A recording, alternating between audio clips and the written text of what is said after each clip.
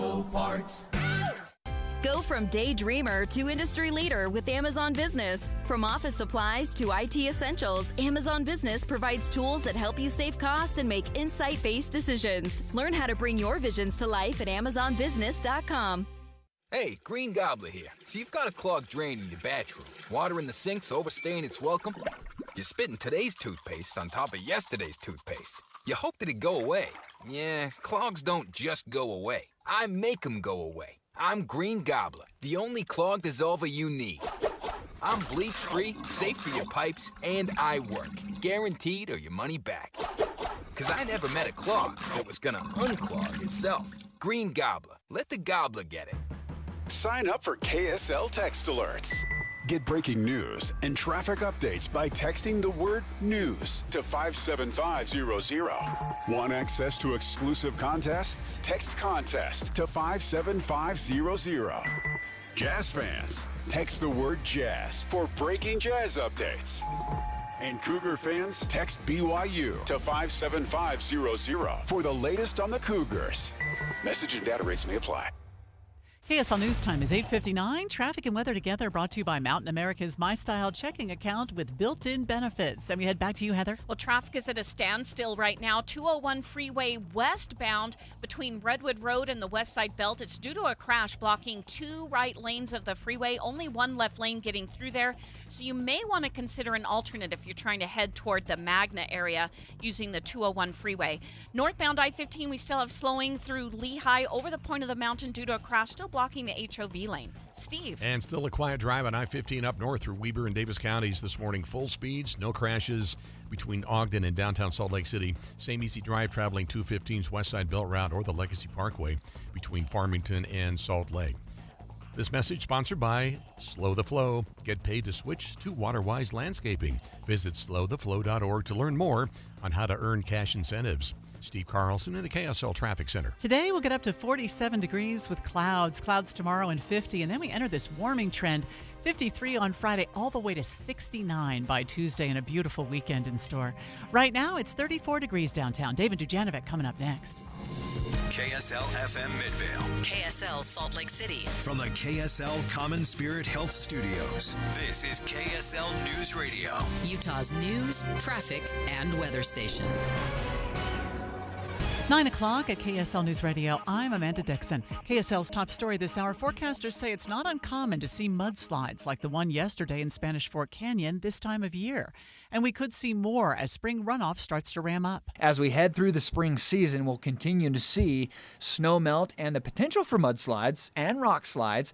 It's not too terribly uncommon, but again, that was kind of an outlier situation. KSL meteorologist Matt Johnson says mudslides will be possible as our snowpack begins to melt off between now and June. It's expected to peak this week. We'll likely see a stronger runoff here in the north, with most regions at or above normal snowpack levels. A 30-year-old man is seeking parole for a murder he committed when he was 14. Police say Anthony Ferrani shot a man at a West Valley golf course and left him to die in 2009. He was sentenced to a minimum of 20 years to life in the Utah State Prison. Ferrani tells the judge he is not the same person he was back then. A decision is expected to be announced within the next few weeks. Our top national story from ABC News: a federal judge dismissed the corruption case against New York City Mayor Eric Adams with prejudice. ABC's Aaron Katursky. Dismissing the case without prejudice, the judge said, would create the unavoidable perception that the mayor's freedom depends on his ability to carry out the immigration enforcement priorities of the administration, that he might be more beholden to the demands of the federal government than to the wishes of his own constituents. The decision comes 3 months before a Democratic primary that is likely to choose the next mayor. Your money at this moment: the Dow is up 68 points. We're at 42,058. Coming up, we've got clouds today, and then a warming trend kicks in. KSL weather is next. KSL News Time, 9:02.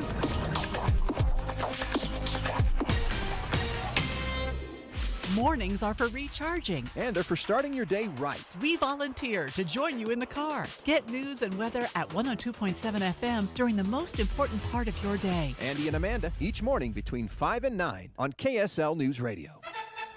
Hi, it's Julie from the Visitors Bureau in Logan. I'm here to make your spring break planning so easy. Here we go.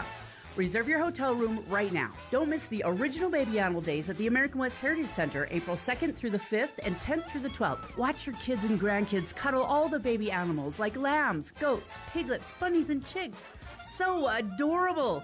Or forget the kids, you'll love them too. Baby bears from Yellowstone Bear World will be here April 2nd through the 5th, combined with the Cache Valley Mountain Man Rendezvous, non-stop adventure. Next, head to the Cache Valley Fun Park for laser tag, roller skating, bowling, and arcade games. Take your family to Angie's for the kitchen sink, a mountainous banana split on steroids served in an actual sink.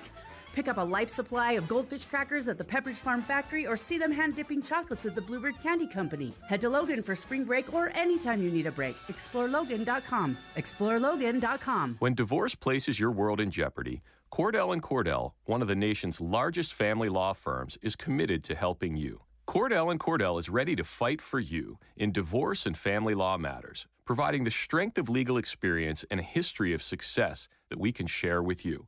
Call us to schedule your consultation today or visit CordellCordell.com. Offices in Midvale and Clearfield. 1412 South Legend Hills Drive, Suite 200, Clearfield, Utah, 84015. Online at CordellCordell.com. Will new tariffs impact small businesses? Rising costs and economic uncertainty can hurt your bottom line. But with Swish Funding, your business can stay strong. We offer fast, flexible funding solutions from $10,000 to $2 million for working capital, cash flow, and more. And as little as 24 hours with no collateral needed. If your business earns at least $50,000 per month and has been around for over a year, you could qualify today. Go to swishradio.com and use code GROW. Swishradio.com, code GROW. Did you know your skin is the largest organ of your body? Huh? That's why you should shower with Old Spice Super Hydration Body Wash instead of plain old bar soap. Love your skin by super hydrating it with vitamin B3 and glorious notes of vanilla and shea. Did you know that my super hydrated skin is the second largest organ of my body? The first is my heart. Old Spice. Men have skin too. Old Spice Super Hydration Body Wash. 24/7 renewing moisture. With daily use. An emergency can happen any second. Here's a few seconds to think about where you'd go. When you need medical care fast, the closest emergency room is a smart thing to know. Common Spirit Health ERs are your direct path between feeling scared or uncomfortable and feeling better. Find emergency care in your neighborhood at mountain.commonspirit.org. This spring, get your lawn off to a good start with Revive Organic Soil Treatment. Greener grass using less water. Spread it or spray it. Revive. It works. Traffic and weather together, brought to you by Mountain America's My Style checking account with built-in benefits. And here's Heather Kelly. We've got a crash westbound 201 freeway right at the I-215 West Belts. It is blocking 2 right lanes of traffic, only 1 left lane getting through there. So traffic is pretty much at a standstill, and it's backed up all the way to the Redwood Road exit. So that's about 1.5 miles or so.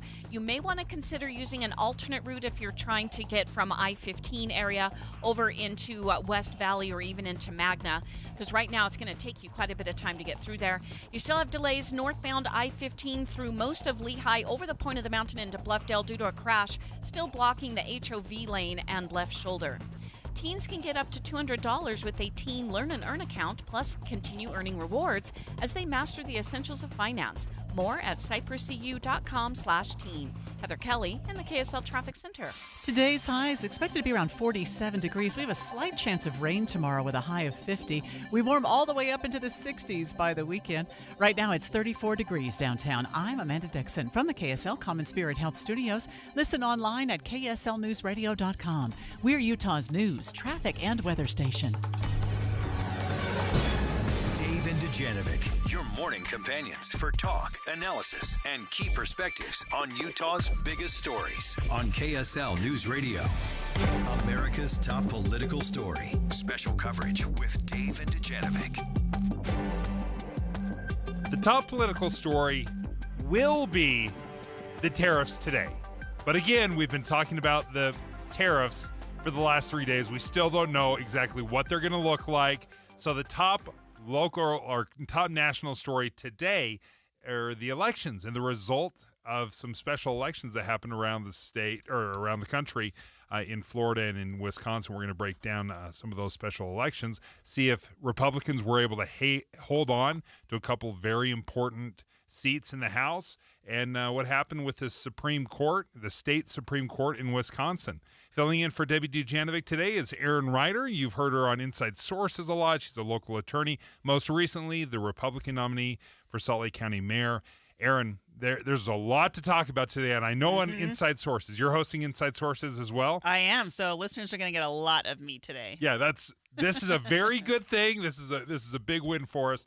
Thank you so much for joining us. But you guys are going to be talking about tariffs. You're going to actually carry Trump's speech, and that starts around 2? Yeah, around 2 p.m. Mountain Time is when that will happen. So on Inside Sources today, we're gonna take that live for at least part of it, and we'll certainly be talking about it. So if you are interested in tariffs, if you want to know what's going to happen with the cost of goods in the United States, make sure to tune in there. Do you have a gut feeling of what the Trump tariffs are going to look like? Is it just going to be a big old blanket flat tax on everybody? I don't think anybody has a gut feeling when it comes to Trump. What's it going to look like? Well, we should know, but sometimes during these Trump press conferences or announcements, they can get a little unwieldy. So we'll see. He might say it crystal clear right off the top. It might take 30 minutes to get to it, but we'll follow that on Inside Sources starting at 2. But happy Liberation Day, Dave. Thank you. What are we again liberating? Oh, that's right. That's with the tariffs. We're liberating America from the burden of other countries' tariffs. I mean, I've always thought it was kind of a strange connection. Like, this is Liberation Day from the tariffs and the unfair trade practices of other countries. Like, well, that's a stretch. Liberation Day. I'll take a holiday. Oh, that would be sweet. Do we get double pay? Time and a half, overtime, all of that good stuff. So there were a couple of special elections going on. So let's start off with what I think is probably House Speaker Mike Johnson's biggest sigh of relief since he's been Speaker. Yes. Down in Florida, President Trump had snagged 2 sitting congressmen, Tim Walz and Matt Gaetz, to be part of his cabinet. Something that Speaker Johnson's like, please, as you're filling out your cabinet, can you please stop taking House members? Well, Elise Stefanik is not going to be a House or a cabinet member anymore, in part because of that. Yeah, she was. She was supposed to be ambassador to the UN, and then what was happening is there was some polling that was happening down in Florida that showed these 2 districts, the Florida 1st and the Florida 6th, which were very pro-Trump in just a few months before. The Florida 1st Trump won by like 38 points. So like these were very safe districts. Well, all of a sudden, the special election started looking closer and closer. And everyone's getting a little nervous. Like, could the Democrats pull off the upset in these? Yeah. So the results, drum roll, what does it look like? So Tim Walz's district, the 6th, GOP candidate Randy Fine did win. So there we go. Rip off the Band-Aid if you're following it. Randy Fine won 14 points over Democrat Josh Weil. So still, a 14-point victory is it's a solid victory. That's a solid victory. Like does that panic you at all? Or if you're looking at the numbers or breaking it down, the fact that Trump may have won that district by 20 or 30 points, does that 14-point win, does it say anything to you, or do you just say, hey, this is a special election and those are always squirrely? Well, let's wait till we get to Wisconsin to answer that question, because all 3 of these, the 2 in Florida, the 1 in Wisconsin, all 3 of them were looked at as a significant indicator of Trump's presidency and how people are feeling about Trump's presidency right now. So from a holistic standpoint, I think the fact that these Republicans won is a good thing for Republicans, but they did not win by as much as Trump won. And maybe that's an indicator that people are a little bit squeamish about where things are going with the Trump administration right And this now. is just 3 months after the election, right? Or after the inauguration. So in the Florida first, this was Matt Gaetz' district, and he resigned from the House when he was supposed to be Trump's attorney general. But then once he resigned from Congress, he learned very quickly that he did not have the support in the Senate to get confirmed. He ends up removing his name, but still staying resigned from his position in Congress because he had just won in that November election. Yeah. And he still resigns. So they have to have this special election. So Jimmy Patronis, the Republican, defeats Democrat Gay Vallamort by, again, 50 points. Again, this was a district that Trump won by 38 points. So less than half. Yeah, so, again, we're talking about 14 and 15 points in these two races. Solid victories for sure. I will say, Dave, I think maybe one of the best things to come out of the Trump administration so far is the fact that Matt Gaetz no longer holds any sort of office in Washington, D.C. I'm pretty happy about that. So, yes, I mean, solid victories, not as solid as Trump. And maybe that just means that maybe that's the Trump factor, right? Trump is able to bring people out to vote that maybe historically wouldn't vote for any other Republicans. This is also a special election. Special elections are weird. A lot of times you don't get as high a voter turnout in special elections. There was a lot of money that went into both of these races, a lot. But, good thing for Republicans because House Speaker Mike Johnson has such a thin margin that Republicans couldn't have afforded to lose either of these seats. And when you're looking at these names, Randy Fine, Jimmy Patronis, this is not name recognition. Everybody in the world knows who Donald Trump is, and when you show up, you obviously know who Donald Trump is. Here's two candidates that we're trying to really build up. So do you think maybe we're reading too much into two relatively unknown congresspeople that were running? They ran a campaign, special election, just a matter of months to campaign. And to say it's close, I guess maybe for me, I'm not terribly surprised that it wasn't this resounding victory. Yeah, I mean, that's probably an accurate and a fair statement.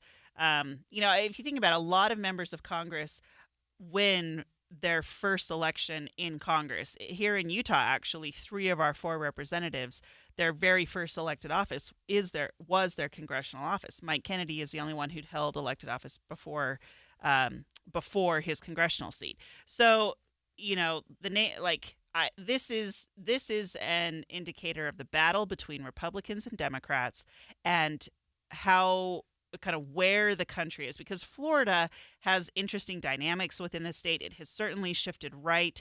It used to be kind of purple. We all know the Bush v. Gore stuff, right? But so I think this is an indicator that people are still feeling like they want Republican representation, but maybe they're a little bit more hesitant than they were in November. So let's head on up north to what was going on in Wisconsin. There was a state Supreme Court position that opened up because of retirement. And the court at the time had 4 liberal justices and 3 conservative justices.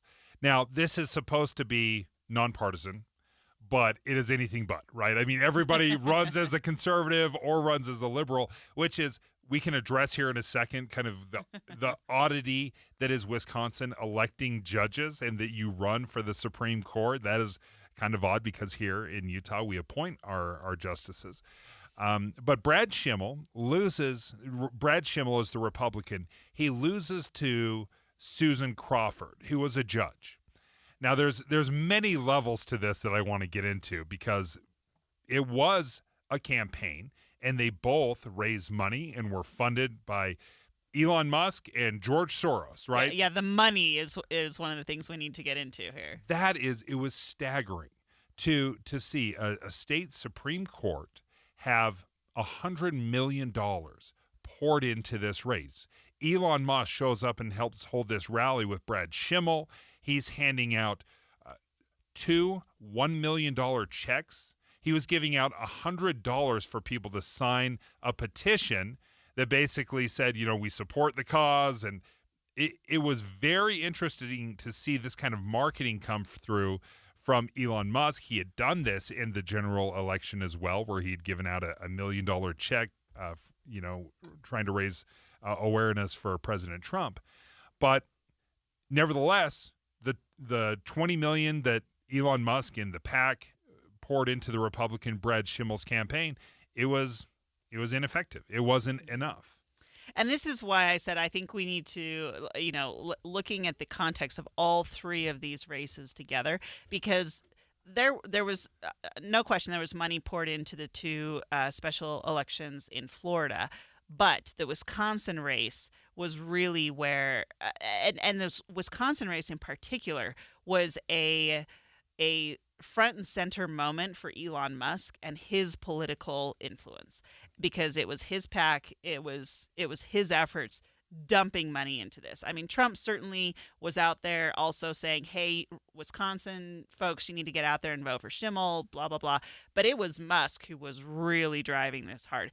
And this is important because the makeup of the court, whether it's a conservative or a liberal court, does matter in interpretation of law. It does. It's why we fight. One of the reasons we fight over the presidency, because the president appoints Supreme Court justices, and the makeup of the court does influence law. And we've seen that with 3 Trump appointees from his first term. We've had some pretty significant case rulings, Roe versus Wade being one of the most significant since they were appointed. So the makeup of these courts really does matter. And so the money and the effort and the campaigning, I doubt we'll see something like this again in Wisconsin. Future candidates probably shouldn't expect to raise quite this much money in the future, but it was very much a referendum on the influence of Elon Musk and the ability to, as many were saying, kind of buy your way onto the court. And it didn't work. And again, when you're looking at Wisconsin is one of these swing states that has gone back and forth, voted for Trump, voted for Biden, went back to Trump in this last election. I did think that Brad Schimmel's concession speech was interesting. And I do enjoy listening to concession speeches because I'm interested in what the reaction and what the message is. And quite frankly, I thought Brad Schimmel nailed it. We did it. You did all the work. You put all your heart into it, and I can't thank you enough for everything you did to try to make this a success, but it just didn't work. And I've called Judge Crawford and conceded. No. You got to accept the results. Just don't. Yeah, right. I'm not up here making any joke. This is the numbers aren't gonna turn around. They're too bad, and we're not gonna pull this off. So, thank you guys from the bottom of my heart. God bless you. God bless the state of Wisconsin. God bless America. We will rise again. We'll get up to fight another day. But this wasn't our day. I thought it was very interesting. As soon as he said, I called Judge Crawford to concede, and they start booing, and they're like, no, don't. And he's like, no. This is what happened. We tried. We didn't do good enough. It's not going to change, and we have to accept the results. Yeah, I mean, as a candidate who has lost, in an election, that's exactly what you do. That's how this works, right? Sometimes you win, sometimes you don't. But people always talk about how George Washington was such a seminal figure for choosing to step down after his 2 terms, and he was, there's no question. But to me, one of the bigger tests of the American experiment was when John Adams lost to Thomas Jefferson after his first term and had to concede that to Thomas Jefferson. Losing is hard, and especially when you have a lot of support, when you have a lot of money, when there's all sorts of momentum and excitement, you have ideas, everything. It's hard to walk away from that. But being able to say, no, this didn't work, and it just didn't work, that's the case, and we've got to stand up and fight another day. I mean, mad respect for him. Yeah, I love that. And then not only did he get off the stage, he came back on. He has a classic rock band, and he starts playing some tunes. He's like, yeah, we lost, but we're still going to rock out a little bit. Little Four Non Blondes. Right? So I appreciate when we see something other than a sore loser. Like if you can win with class and you can lose with class, that's great. All right, let's talk about this Elon Musk angle and the amount of money that was poured in. As a lawyer, I'm excited to get your point of view here. What are your thoughts on the elected judges versus appointed judges? Yeah, we were talking about this before the show. I mean, I tend to be a little bit of an ideologue on this. I like the idea, and the way that the founders initially thought about this was they wanted the judicial branch to be protected so that they were not subject to the whims of the populace and could, rule on the law as it stood. And I think there's something valid to that. I think there's something important to that, to say, we don't want judges to be sitting there thinking, if I rule on this, am I going to lose my seat next week? And that may impact the way that they adjudicate. That doesn't mean there shouldn't be standards. That doesn't mean there shouldn't be kind of boundaries wrapped around how the judiciary operates. They're not given free rein entirely. But I like the idea that where we have elected offices in the legislative and executive branches, the judiciary, one of the ways that it acts as a check is by being unelected. So I tend to like judges that are appointed versus elected, but, each state's free to choose. Yeah, they can choose how they want to do it. And you can call a politician a flip-flopper, and it's a little bit like water off of a duck's back. You're like, fine, yeah, I mean, sometimes we change. But when you call a judge a flip-flopper, or if they are inconsistent, that hits at the very integrity of their job and what they are there to do. I mean, I can't think of many criticisms that are more dangerous for a judge than to call them a flip-flopper. Mm-hmm. Yeah, it's true. There's a principle in the law called stare decisis, which basically is looking back at precedent and looking back at the law. And that's a lot of times how judges operate. They're looking at precedent. They're looking at previous case law. They're looking at the text of the law and ruling accordingly. And I would rather have them focused on that perspective than worrying about what's going to happen in the next election. A fun little note that I saw in this race is you had obviously Elon Musk was throwing money into the campaign, but then he was doing this $100 to sign a petition, and then that petition had a drawing for $1 million. And the big question is this legal? Can you do this? So obviously lawsuits were filed saying, hey, this is totally wrong. Guess whose desk it landed on? Which judge did it land on? The candidate, Judge Susan Crawford. What are the chances? Who just won? And she could not have moved fast enough to recuse herself. She's like, nope, I can't do this one. But it was pretty wild. So sure enough, a good day for Republicans in the sense that they kept the 2 seats in Florida. A loss for Republicans as the state Supreme Court in Wisconsin does maintain its liberal majority.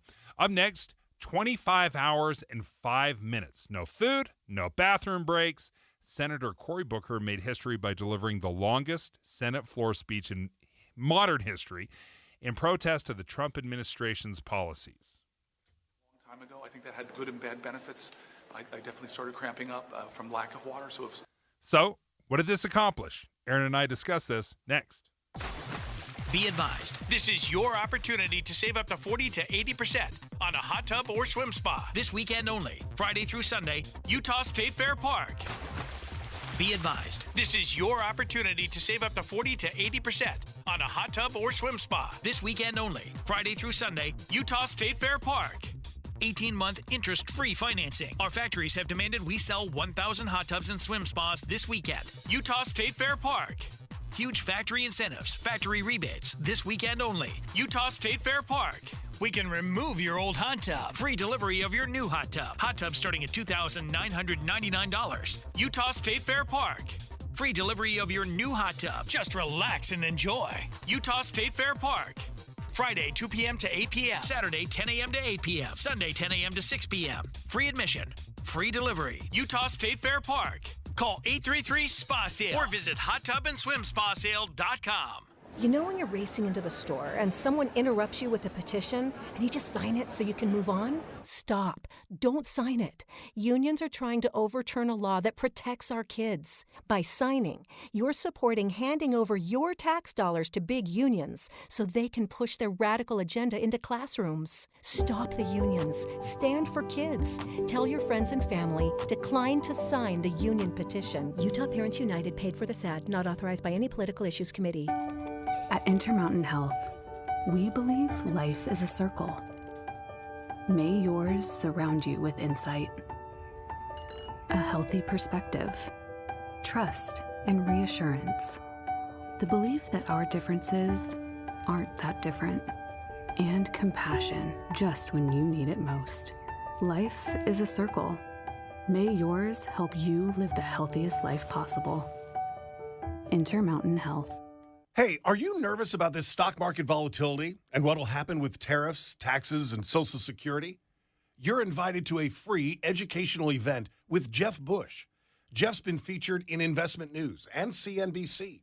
He's a nonpartisan authority that talks about this is what's going on in Washington right now. Here's how it could impact you. And these are the actionable strategies that could protect and grow your retirement savings. This event is hosted by Boss Retirement Solutions. See Jeff Bush live on Thursday, April 10th at 6:30 p.m. in downtown Salt Lake. Reserve your free ticket now by calling 801-850-6988. That's 801-850-6988. 801-850-6988. Advisory services offered through Boss Retirement Advisors. Investing involves risk, including the potential loss of principal. Boss Retirement Solutions and Advisors paid Jeff Bush for his appearance, but he is not affiliated with our firm. As a business owner looking to take your business to the next level, it's all about the right marketing. But what exactly is right for you? At KSL News Radio, we are ready to help you craft the perfect comprehensive strategy. Whether it's our powerful talent endorsements, engaging live interviews, creative production, live events, or our extensive digital platforms, we've got you covered with the right solution. Contact Stephanie Palmer today, spalmer@ksl.com, and let's grow your business together. Email spalmer@ksl.com. Mountain Home Services. Talk back to KSL. Text us at 57500. Sponsored by Mountain Home Services. On the surface, it seemed like just another Cinderella story. A team that was predicted to finish dead last is now waiting to play the first round of the playoffs. But Real Salt Lake's 2021 playoff run was so much more than what happened on the pitch. Our club is burning to the ground. This is the tip of the iceberg. Making of a Moment, the RSL story, is available now. I just kind of got chills right now thinking about it. Follow us at makingamomentpod.com or wherever you get your podcasts. 9:30 at KSL News Radio. I'm Amanda Dixon. KSL's top story this hour, Heber Valley is considering building a new corridor to reduce traffic and travel times in the area. In an update from the Utah Department of Transportation, they outlined two options for the bypass, one that will travel through the Northfields and one that stays on US 40. A free-flow bypass means there will be few, if any, light signals, which will allow for freeway speeds. They say these changes are to reduce traffic on Main Street. UDOT says they'd like to finish the corridor before the next Olympics in Utah. Brianna Willis, KSL News Radio. Utah Valley University is getting some national praise for its bike-friendly campus. The League of American Bicyclists honored the campus with its first bronze-level award, recognizing efforts to support cyclists. The campus has bike lanes, parking, and free bus passes to encourage students to walk or bike to class. The university says it's working with Bike Utah and the Mountain Land Association of Governments to develop a campus-wide transportation plan. Our top national story this hour from ABC News. President Trump plans to announce his new reciprocal tariffs this afternoon. ABC News Chief White House correspondent Mary Bruce says it's still not clear which countries are being targeted and how high the tariffs will be. The president sees these new tariffs as a means of economic redemption, a way to punish countries that he feels treat the U.S. unfairly. He has acknowledged Americans could feel some short-term economic pain. The big question, just how long will that pain last? We have seen the markets rattled and consumers also feeling the anxiety. Mary Bruce, ABC News, the White House. You can listen to the president's announcement today at 2 p.m. right here on KSL News Radio. Your money at this moment, the Dow has turned it around. The Dow is up 155 right now. We're at 42,146. Coming up, clouds today and a warming trend in store. KSL weather is next. KSL News Time, 9:32. reminder about the simplest way to get updated for your day. Hit your KSL preset when you jump in the car, and we'll take care of the rest. Hear key news updates and traffic reports. Andy and Amanda from 5 to 9 in your car. KSL News Radio at 102.7 FM. I've done multiple different eating plans before. They helped me get weight off, but boom, boom, boom, boom, boom, it all just came back with a vengeance. Stop wasting time and money on plans that don't work. Trust the #1 weight loss company in America, Soda Weight Loss. My name's Jim.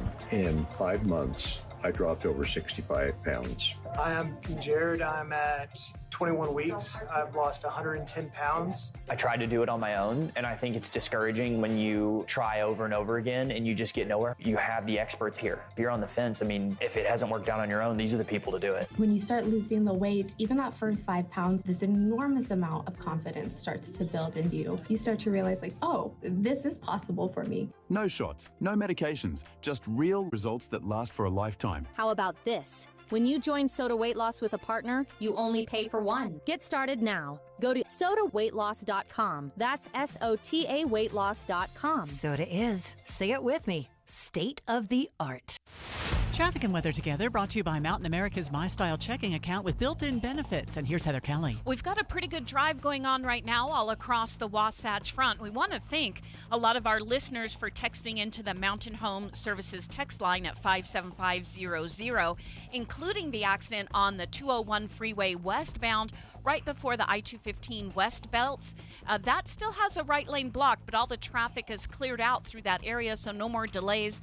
You're at freeway speeds on I-15, both northbound and southbound, trying to get into Salt Lake City, and city streets are pretty quiet right now. Make your someday today. Start your dream kitchen or bath at Bedrock Quartz with 18 months, 0% financing. Visit one of 7 Utah showrooms near you today or bedrockquartz.com. Heather Kelly in the KSL Traffic Center. Today's high expected to be 47 degrees. Tomorrow, a slight chance of rain. It will get up to 50. Temperatures will keep Let's try that again. Temperatures will keep heating up as we head into the weekend and could be back in the 70s next week. Right now, it's cloudy and 36 degrees. I'm Amanda Dixon from the KSL Common Spirit Health Studios. Listen online at kslnewsradio.com. We're Utah's news, traffic, and weather station. Dave and Dujanovic, your morning companions for talk, analysis, and key perspectives on Utah's biggest stories on KSL News Radio. 25 hours. No sitting down, no eating, no bathroom breaks, the occasional sip of water.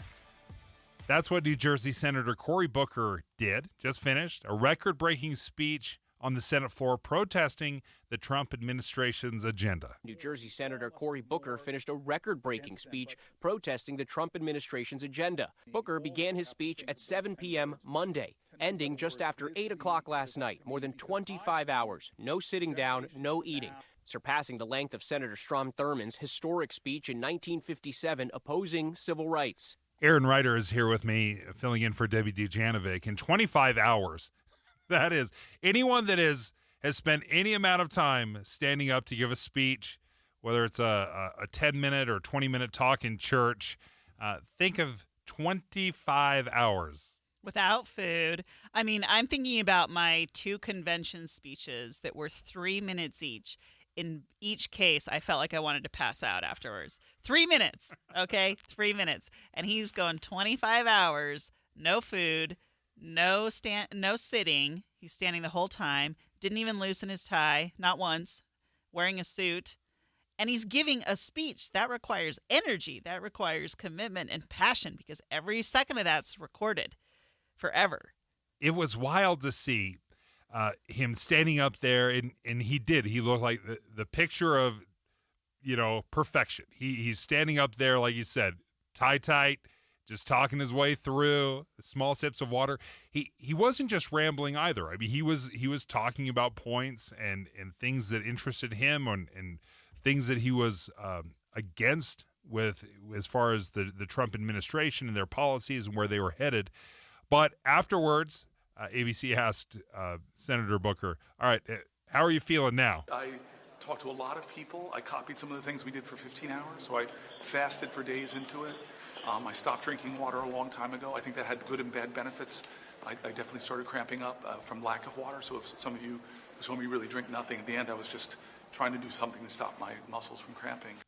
I remember going to a rock concert with my son last year. It was a 12-hour music festival. We stood and just listened to music, and we would sit down and we were eating. The next day, I felt like I had run a marathon. I was so sore and so tired. I can't imagine doing it for 25 hours, standing up there and speaking the entire time. I mean, I cannot process like that. That really was. Whether you like the speech or not, that was a feat. Well, the preparation that went into this, he's talking about how he fasted for not just 12 hours. He fasted for a few days before this took place and stopped drinking very much water before. I mean, like, there was some serious thought that went into the planning and the preparation of this. It makes me wonder, are the senators sharing tips amongst themselves of how to best filibuster? Yes, yeah. Here, hey, just hit Booker up. He'll stand up there forever. Booker's the best. He's the champion. But what do you think the purpose of this is? I mean, obviously, filibusters typically are more symbolic, or these long speeches are largely symbolic. They really aren't swaying people right to their point. Do you see value in these? I mean, the whole point of this was to protest the Trump administration's agenda. So he spent basically the full 25 hours protesting different components, whether that was Doge and Elon Musk, whether it was any of the policies that Trump has put in place. And I think there is some value in that in terms of saying, I want to be on record saying I think that this is a really, really bad idea. Does it accomplish anything? No. But I think the real thing, Dave, is that I think he's trying to set himself up for a 2028 run. It is one of those situations, a little bit like some of the radio station promotions where they stick their host up on a billboard. Like, he's going to stay here for an entire week, and we're going to bring him Kentucky Fried Chicken and, dumbwaiter it up to him. It feels a little bit, obviously, like a promotional tool. Mm-hmm. Now, is that a personal promotional tool, or is this just to the cause? Well, probably a little bit of both. I think a little bit of both because, Cory Booker is one who's been talked about as a potential Democratic presidential nominee, and we are seeing all of them on the short list starting to make their move. Gavin Newsom is making, he had Charlie Kirk come on his podcast. He's making his tour out there. Pete Buttigieg has made some interesting decisions that have caused people to look at him as a 2028 candidate. And now Cory Booker has this record-breaking thing. And, if Cory Booker were to decide to run, we have 25 hours worth of sound of how he feels about this Republican administration. Yeah. And we will see, I guess, over the next 4 years, which of his thoughts and speeches resonate, which ones prove to be wrong, his criticisms. That's one of the dangers of when you stand up and you're in front of a microphone is if you totally miss and you criticize something and it ends up not being the case, then you look like you're unaware, that you don't have a firm grasp of the policy. Because if you're bad-mouthing tariffs, which he was, if you're bad-mouthing tariffs and then all of a sudden tariffs turn out to be this amazing revenue generator for America, you're like, see, this guy, he's on record. He doesn't have the vision that you're supposed to have. Yeah, no, it's true. And but somehow somebody in the Democratic Party has to step up and start to look like the future leader of that party. And there's a battle going on between them right now. Is Gavin Newsom the right guy when California is such a mess as a state? I don't know. Is Pete Buttigieg the right guy? Is Cory Booker now the right guy? And presenting yourself as a thought leader, as someone who fully understands policy, maybe that's the angle that he's trying to take, to say, look, I want to be on record about this. I'm upset about this. I think this is a bad idea, and I'm going to go out there and try and show the country that I want to take them in a better direction. Let's play a little bit from that 25 hours, obviously. Not going to play the full 25 hours, not going to even try to summarize it, but here's a couple of 10-second clips. We need a greater love in this country. We need a greater fight in this country. We need a greater determination. We can't act as if this is normal times. When our founder said we must mutually pledge to each other our lives, our fortunes, and our sacred honor. We need that now from all Americans. This is a moral moment. It's not left or right, it's right or wrong. I will say this. I do appreciate people that are not afraid to get up, to speak their mind, to give their message. Whether you agree with it or disagree with it, I think what we've done a poor job of in this country is standing up and talking. And when you speak in long formats and not just in sound bites, you have to go deeper. Mm-hmm. And I think that's one of the dangers with our social media world. When we are looking for that 15-second sound bite, then you speak in 15-second sound bites. And our solutions and the things that we need to do in this country cannot be fixed in a 15-second sound bite. It is long-form, nuanced conversation, and that's how you fix it. Yeah, no, you're absolutely right. And I think it was really interesting. You know, we heard in that clip there where he's talking about a moral moment. To me, this is where I'm thinking, okay, maybe we have some potential for a presidential run, because a moral moment is a concept that you could build a campaign around. And especially where people feel like Trump is just completely throwing everything out the window in a negative way, you know. It's an interesting concept to put in there. But you're right. You've got to, if you're going to talk for 25 hours, you have to be able to actually talk about things. And yeah, and he did. Up next is what President Trump is calling Liberation Day. Do we have any idea what that means? Like, do we know what Liberation Day is going to look like? What the new tariffs that are going to be announced at 2 o'clock? By the way, Inside Sources is going to carry that live. Derek Miller with the Salt Lake Chamber spoke to KSL News Radio about the impacts of tariffs, specifically on the housing market. We'll hear more from him next. While the weather's mild, it's a perfect time to get your air conditioner ready for summer. What's up, everybody? I'm Mike Wilson with Any Hour Services, and the next time you're outside, take a look at your air conditioner. There's a few things you can do to avoid common breakdowns that happen at the beginning of the season. If you covered it for the winter, uncover it. If the bushes and shrubs are growing around it, make sure you trim them back about 18 to 24 inches. If the coils are dirty, rinse them off with your garden hose. Then go inside and make sure you have a clean filter. If you do all that and find yourself with an air conditioner that isn't working, consider calling Any Hour Services. We have an air conditioner troubleshooting special for any homeowners listening. For only $29, we'll send a certified HVAC technician to your home to troubleshoot why your air conditioner isn't working. Then they'll give you a summary of their findings and present you options to repair it. To find out why your air conditioner isn't working for only $29, call Any Hour Services today at 801-443-7400. You can Google Any Hour Services. You can even schedule online at anyhourservices.com. No one helps more homeowners than Any Hour Services. If you're living with dry age-related macular degeneration or dry AMD, you may be at risk for developing geographic atrophy or GA.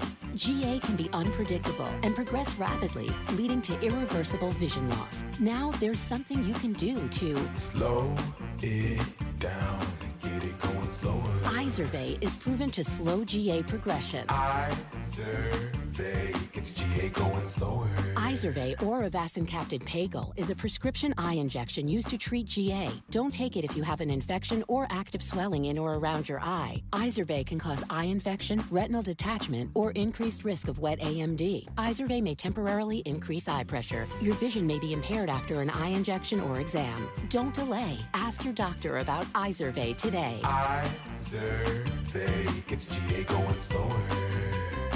Visit Izervay.com. That's IZERVAY.com. Dave and Dujanovic. Special coverage of the top national story. President Trump is going to be speaking from the Rose Garden this afternoon, 2 o'clock Mountain Time.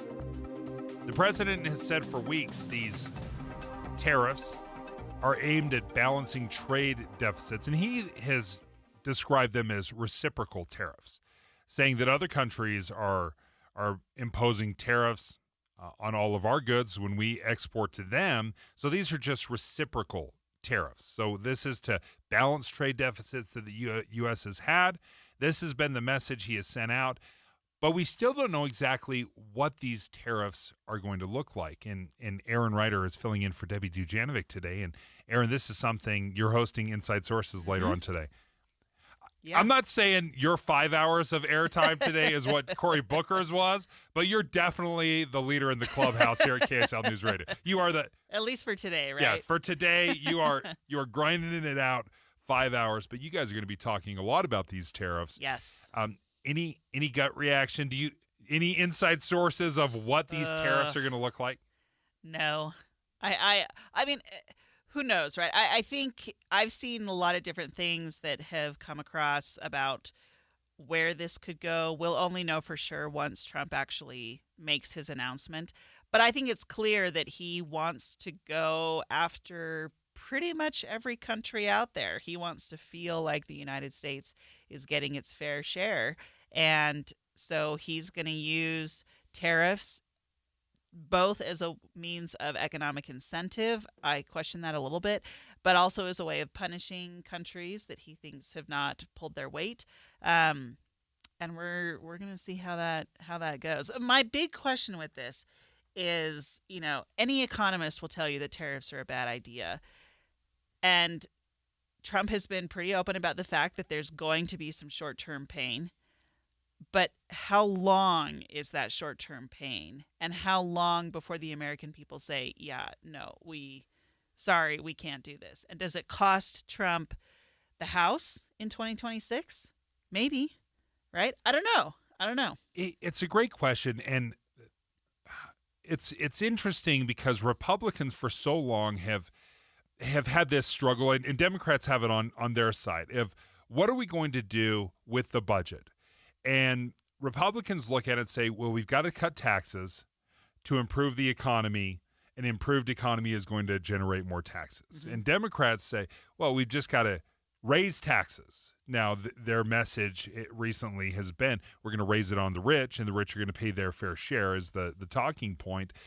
But I think the answer is we've got to do both. We've got a $1.8 trillion deficit. Congress is spending nearly $2 trillion more than we bring in every single year. The solution is, I don't think it's either or. It's not just tax your way out of it, and it's not just cut your way out of it. Mm-hmm. The one thing that I find interesting about the Trump plan and with the tariffs, they're obviously already cutting with Doge and Elon Musk. They're trying to. They're trying to, right? Yeah. So they're cutting there.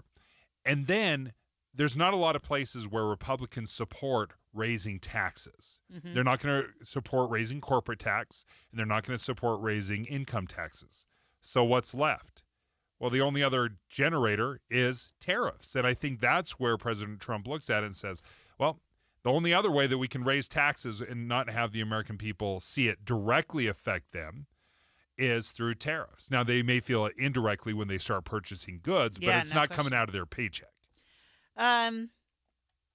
Yeah, I mean, I guess it is coming out of their paycheck in the sense that if you have to spend $10 for a dozen eggs, you are going to feel that, right? Yeah. Like it may not be taken out of your paycheck, out of your gross before you take it home, but you'll pay for it somehow and eventually. And that's, again, what's so interesting about this.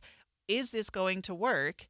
Where does this go? What is the long-term plan here? I think a lot of Republicans are even starting to question, we don't understand. We don't know exactly what the strategy is here. There's a lot of latitude. Trump has a lot of latitude right now to do things because people are desperate for change. But that the path has to become clear sooner rather than later, or people are going to lose their patience. And hopefully it happens today at 2:00 when he offers that speech at the Rose Garden. We spoke with Derek Miller, KSL News Radio did. He was with the Salt Lake Chamber, and we wanted to ask him specifically about, okay, what does that look like? And his frustration is, again, if I'm another country and I don't know what you're asking for, then how do we negotiate?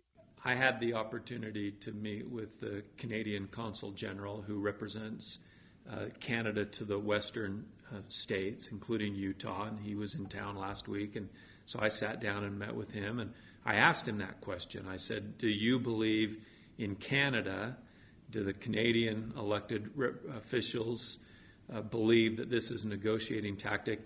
And he said, yes, but we don't know what we're negotiating. And this was interesting because he said, we haven't been told by the U.S. president or his advisors what it is they want. So, they're sort of dangling the stick out there, and in some cases actually using the stick, but those in Mexico and those in Canada, feel a bit at a loss as to what it is that the current administration actually wants to negotiate and what they want to achieve. We'd love to negotiate, but we're just not quite sure what we're negotiating. Yeah, well, and again, even members of Congress are unclear on the ultimate goal with this. I think people can appreciate sort of the overarching theory behind it. Okay, we want to rebalance trade across the globe and make sure that the U.S. is getting its fair share. Okay, we get that, but what is the actual plan? Like, how do you accomplish that? What are you expecting from these other countries in order to get there? I think that's still very much a question. And how clear is that going to be by the end of the day after the Trump speech? Derek Miller, again with the Salt Lake Chamber, speaking to KSL News Radio, sees these tariffs having a specific impact on housing. The question specifically about housing is a good one because we're in a housing crunch. We've seen skyrocketing prices. We've seen those stabilize a little bit in the last few months, but they're still much higher than we ever thought they would be. I mean, who would have thought that in 2025 the average home would be $500,000 in Utah? The average, not the high, just the average. So when you talk about a 25% tariff on lumber, when you talk about a 25 to 30% tariff on steel, when you talk about a 25% tariff on aluminum, these are all the raw materials that go into building every building, including homes. And if the home builders have to pay that extra amount, but at the end of the day, consumers will see higher prices. And a lot of these tariffs, or many of these steel and aluminum tariffs, this happened in Trump 1.0. Mm-hmm. And then the Biden administration held on to them as well. They didn't get rid of them. And in fact, they even expanded on many of these. Yeah. And, again, this is where it gets really, really difficult when it starts to come back around to the average American's pocketbook. And here in Utah, when you're looking at something like housing, as Derek Miller's talking there, and we're looking at additional increases on prices just because of costs of supplies, lumber, and other things. I mean, we already have a huge issue with housing and housing affordability in the state of Utah. Again, how long do people say, yeah, we'll give you the benefit of the doubt when it is impacting your life? And this kind of stuff directly affects the new builds, the very thing that developers and Spencer Cox, Governor Cox, is trying to promote is new builds. Well, new builds is new lumber, new steel, new aluminum. When we come back, Kid Rock paid a visit to the White House. If you know who Kid Rock is. Yeah, the rocker from the 90s. maybe not quite as popular today, but he met with President Trump, who signed an executive order targeting ticket scalpers. I would love down the road if there'd be some legislation that we could actually put a cap on the resale of tickets. KSL Broadcast Group contests are open to participants 18 years of age and older that are residents of Utah, unless otherwise specified. Employees or agents of the station, Bonneville International Corporation, other area radio stations, or any entity associated with the contest may not enter. Persons who have won in the last 30, 60, or 90 days from a station contest or event may not be eligible. Full general contest rules are available at kslnewsradio.com/contests. This is Jeff Stout with Fink and McGregor, Mortgages Made Simple. News of recent layoffs reminded me of a quote from Bob Hope. A bank is a place that will lend you money if you can prove you don't need it. A periodic check of finances can prevent big problems later on. How much debt do you have? What are the payments? Do you have a rainy day fund? What would happen if you lost your job or had other unforeseen financial issues? Mortgage interest rates have been coming down, and there may be a window of opportunity to look at your situation in terms of a possible refinance and restructuring of debt. If you'd like to go over your situation, give us a call or take advantage of our quick application at 4minutemortgage.com. It might help. There's one way to find out. Give us a call. Fink and McGregor, Mortgages Made Simple, 801-264-9494. That's 264-9494. Or on the web at finkmcgregor.com, NMLS 289115. This is a story of the one. As a maintenance specialist for university housing, he knows college students can major in wear and tear. Plus, housing so many students doesn't leave a lot of room to house all the supplies he needs. That's where Grainger comes in. With over 1 million industrial-grade products and fast, dependable delivery, Grainger carries the quality products he needs so he doesn't have to. From a new door hinge to a whole new faucet. Call, click Grainger.com, or just stop by. Grainger, for the ones who get it done. When you're hiring, have you ever felt like you're missing out on meeting great candidates? Well, they're not hard to find when you go to ZipRecruiter. ZipRecruiter helps 10 million people with their job search every day. People who are actively looking for jobs like yours. So it's easy to find the right person fast. 4 out of 5 employers who post on ZipRecruiter get a quality candidate within the first day. Try ZipRecruiter for free at ZipRecruiter.com/free. That's ZipRecruiter.com/free. Jimmer from 40 feet! Got it! He did it again!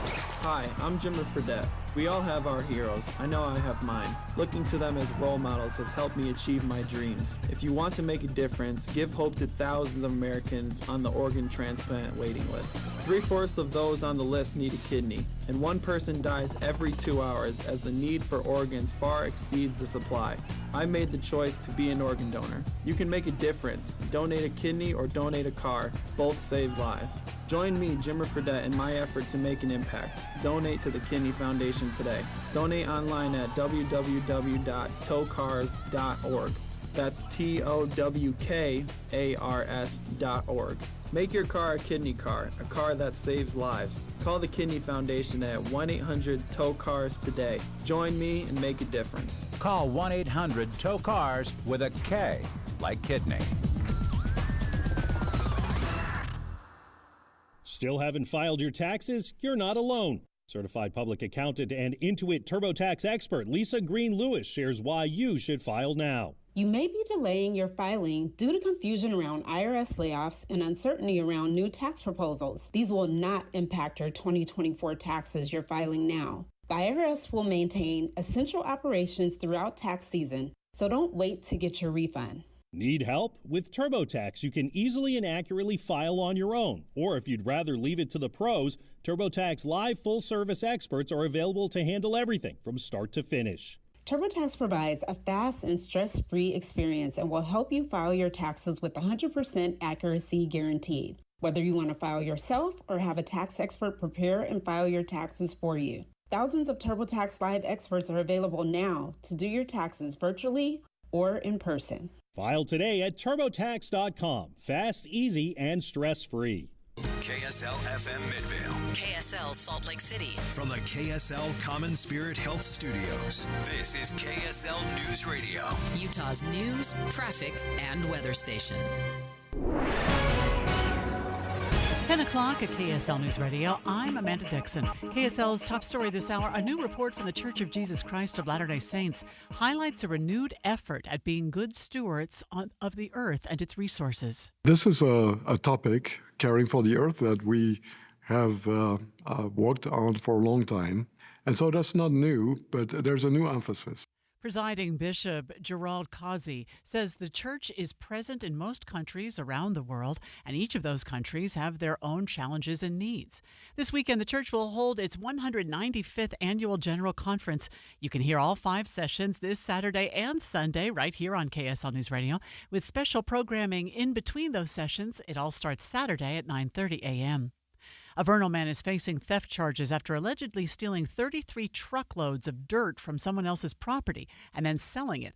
According to KSL.com, prosecutors claim the man caused an estimated $10,000 in damage. Court documents state the man claimed he was working on repairs to trick the victim and take the dirt, which he then allegedly sold to other people for grading their driveways.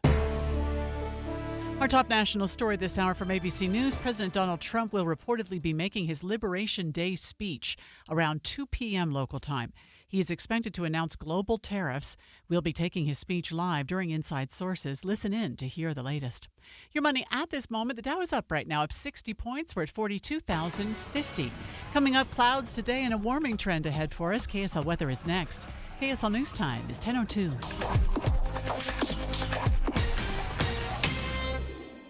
The sources where we get our news matters. When you listen to Utah's Morning News, we want you to feel the stories are important to you and trustworthy. This is Amanda Dixon. And I'm Andy Farnsworth. Join us weekday mornings on KSL News Radio.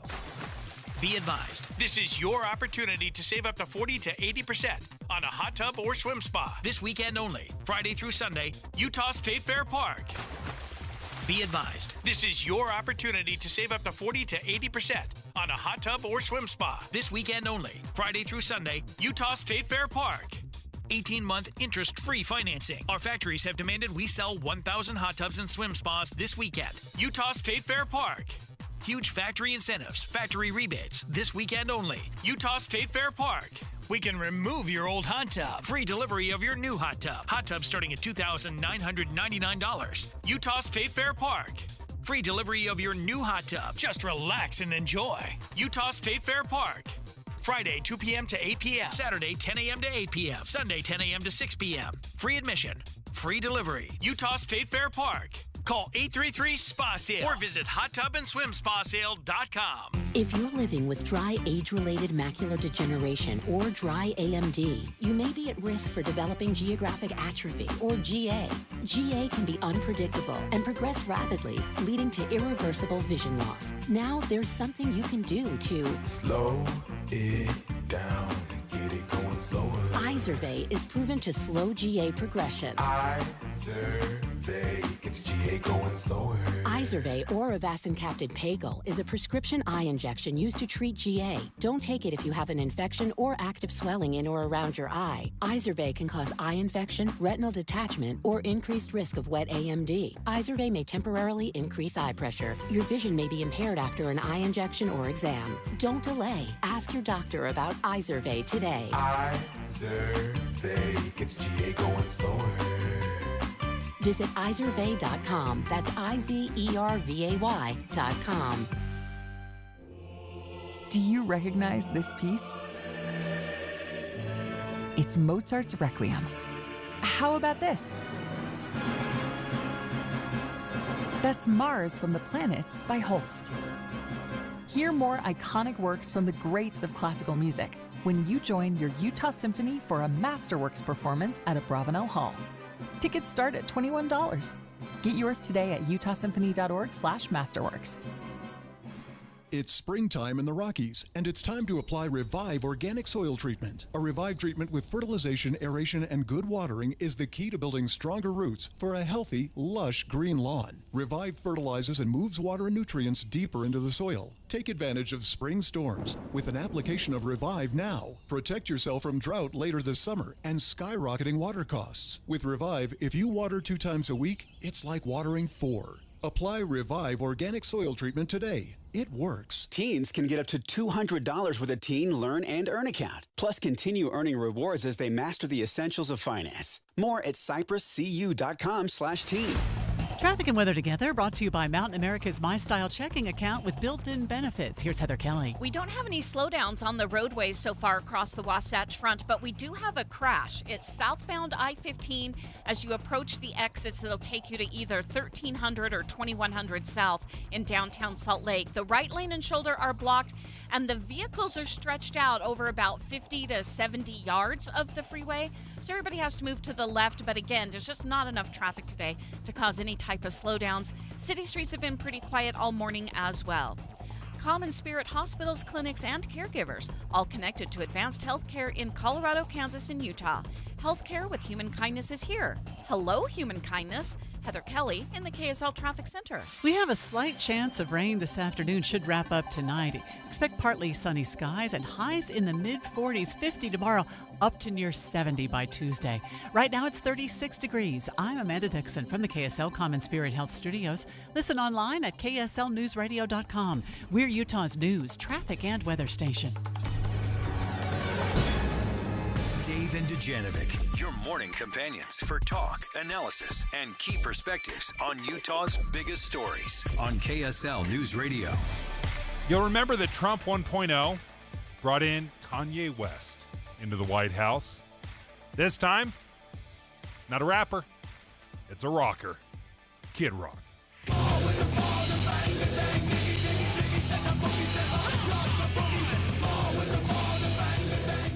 Who should we bring into the White House today?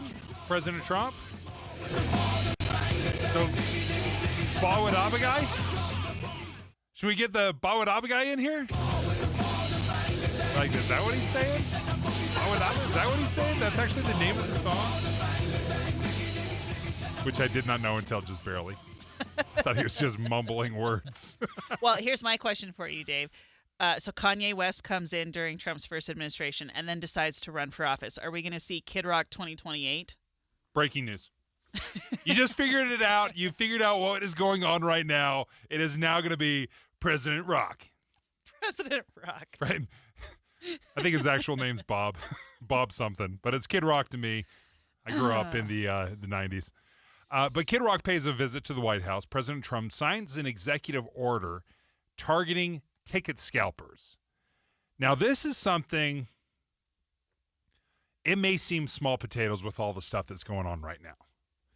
But ticket scalping is so completely broken right now in America. And artists are getting absolutely blasted. They are losing hundreds of millions, billions of dollars to ticket scalping. The entertainment industry, it's a $132 billion business. And when you pay $300 to go to a concert or $200 to go to a concert, it's not going to the Bawadaba guy. It's not going to the artists. It's going to the ticket scalpers. And this is something that artists from Pearl Jam to Kid Rock to Selena Gomez, Taylor Swift, everybody's trying to address and try to figure it out. What can we do for our fans?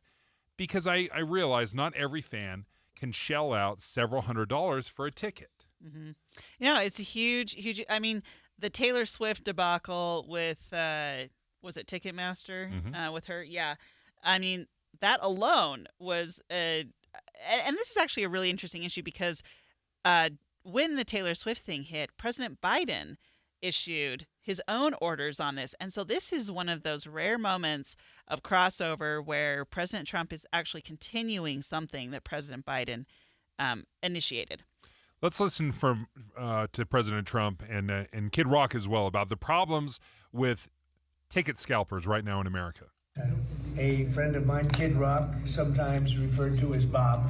I know him as Bob, but he's been a good friend for a long time, many years, and he's been after something that is for the good of a lot of people, including, in particular, the public, and having to do with ticket sales and scalping and all of the gouging that you have been reading about. That's gotten worse and worse with time. And I didn't know too much about it, but I checked it out, and it is a big problem. And I think you've been trying to get this done for 20 years or something. He said Trump got it done in 2 weeks. But we came up with a very serious EO. That's right, Bob.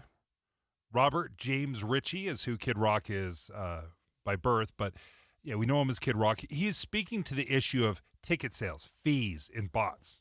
Anyone who's bought a concert ticket in the last decade, maybe 20 years, no matter what your politics are, knows that it's a conundrum. You buy a ticket for $100, by the time you check out, it's $170. You don't know what you can charge for it, but more importantly, these bots. You know, they come in to get all the good tickets to your favorite shows you want to go to, and then they're relisted immediately for sometimes a 400% or 500% markup. And the artists don't see any of that money. And, you know, ultimately, I think this is a great first step.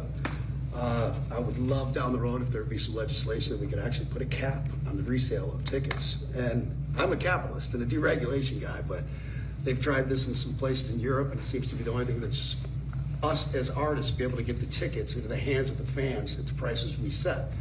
And they do set the prices. So they'll work with their promoters, but they'll say, hey, listen, I want to come to Salt Lake. I want to charge $85 to my fans.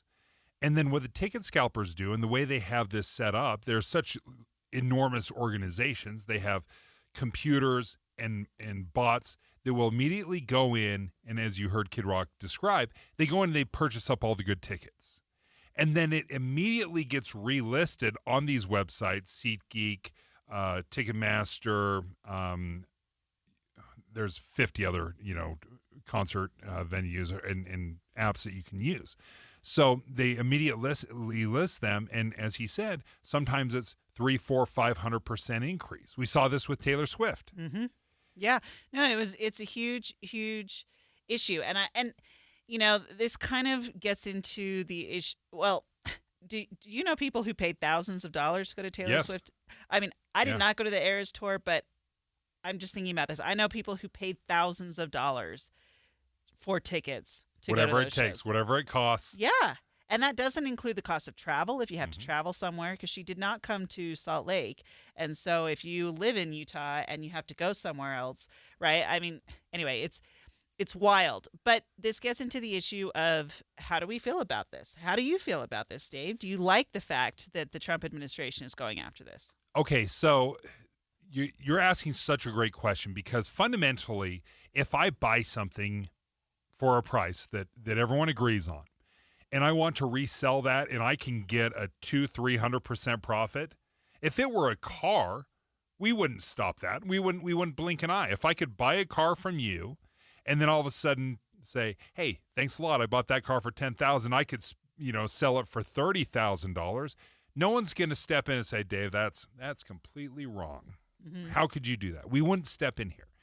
So why is it any different for concert tickets? And this is why I see it's different, because ticket scalpers have an unfair advantage. They've built the entire company around the ability to go in with a bunch of bots, buy up all the tickets, and it is an unfair advantage that the rest of us don't. I don't have access to programmers and producers that can just go in, buy up all the tickets so that I can get an $85 ticket versus a $200 ticket. So that's where I look at it and say, if it's that unfair, and if it undercuts both the artist and their fan. I know we love deregulation. Even Kid Rock's like, I'm a capitalist, I'm all for deregulation. But in this case, this is where I think they need to step in. Well, okay, so let me ask you a follow-up question then. The bots don't have access to this stuff, to these tickets any earlier than anybody else. True. Right? The artist is still getting the ticket price. They're still getting paid for that ticket. And the risk then transfers to the reseller away from the artist. So in a way, you could argue that the artist is actually potentially better off, because they're no longer shouldering the risk of whether or not that ticket's going to sell. So, do we really need I mean, that's a capitalist argument, right? That is true capitalism right there. And just because someone has figured out a business model that allows you, and I have my own answer to this. So I'm not necessarily You're asking advocating. Such great questions, though, right? Because it is a conundrum. It's one of those things where we can be we're totally for deregulation.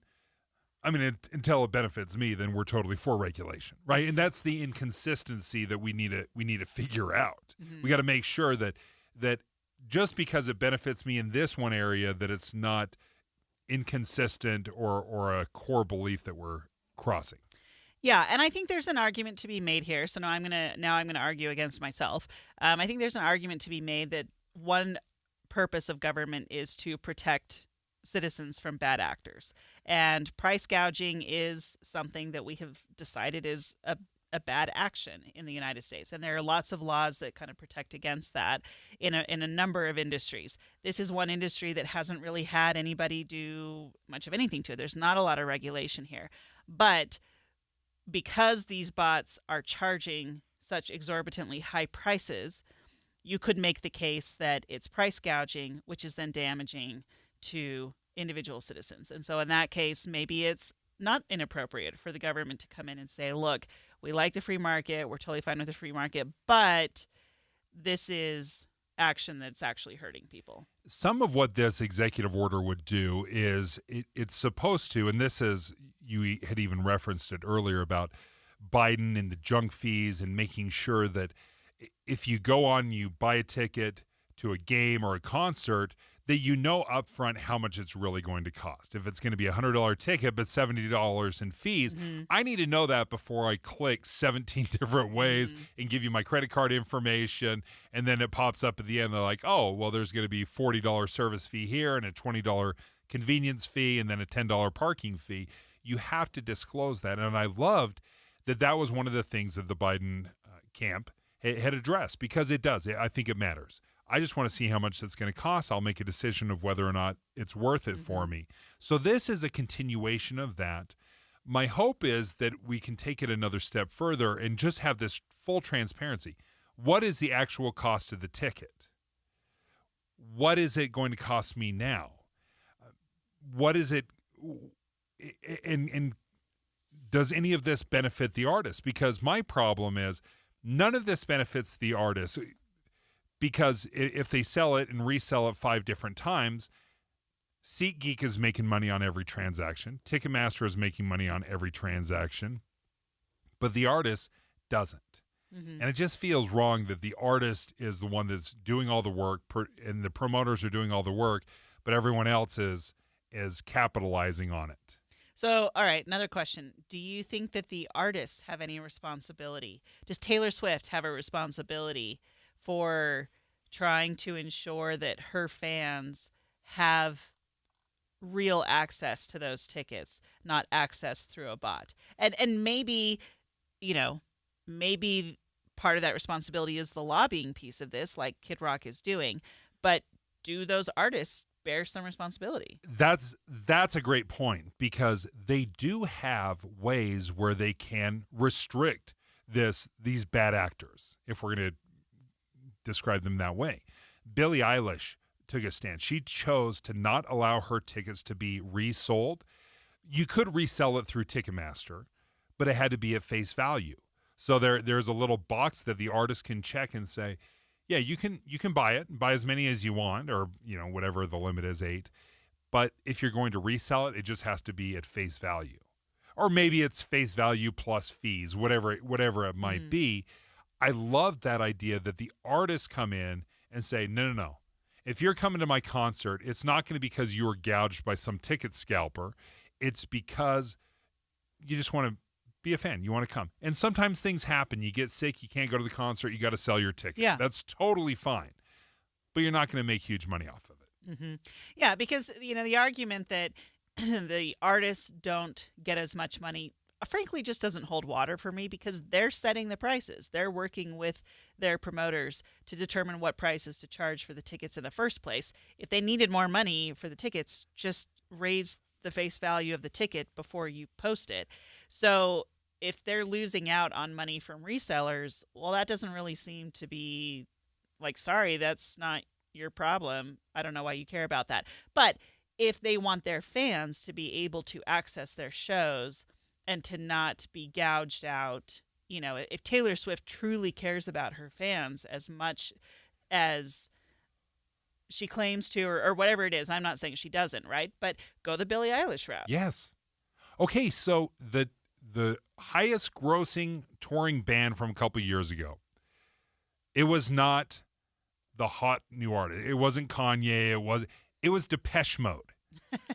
Depeche Mode, that hasn't had a hit song in 30 years, but the highest grossing touring band that year, a couple years ago, was Depeche Mode. And why is that? Because a bunch of middle-aged people that were established in their career that could pay $300 for a ticket because, we're way richer than the 19-year-olds, they could charge and they could tour and they made money. What happens when you have these $300 tickets is that the 18-year-olds can't go to that concert. Yeah. And I'm looking through just some of the shows that are coming up around Utah. I'm looking at some of the costs. Post Malone at Rice Eccles, April 29th. Tickets, the lowest one is about $150 without fees. But if you're getting the good seats, which is what Kid Rock was saying, is these bots go in, they buy up all the good seats, the close seats, and then they charge an absolute premium for them. Well, let me just say, row 18, seat 3, $700. $1,400.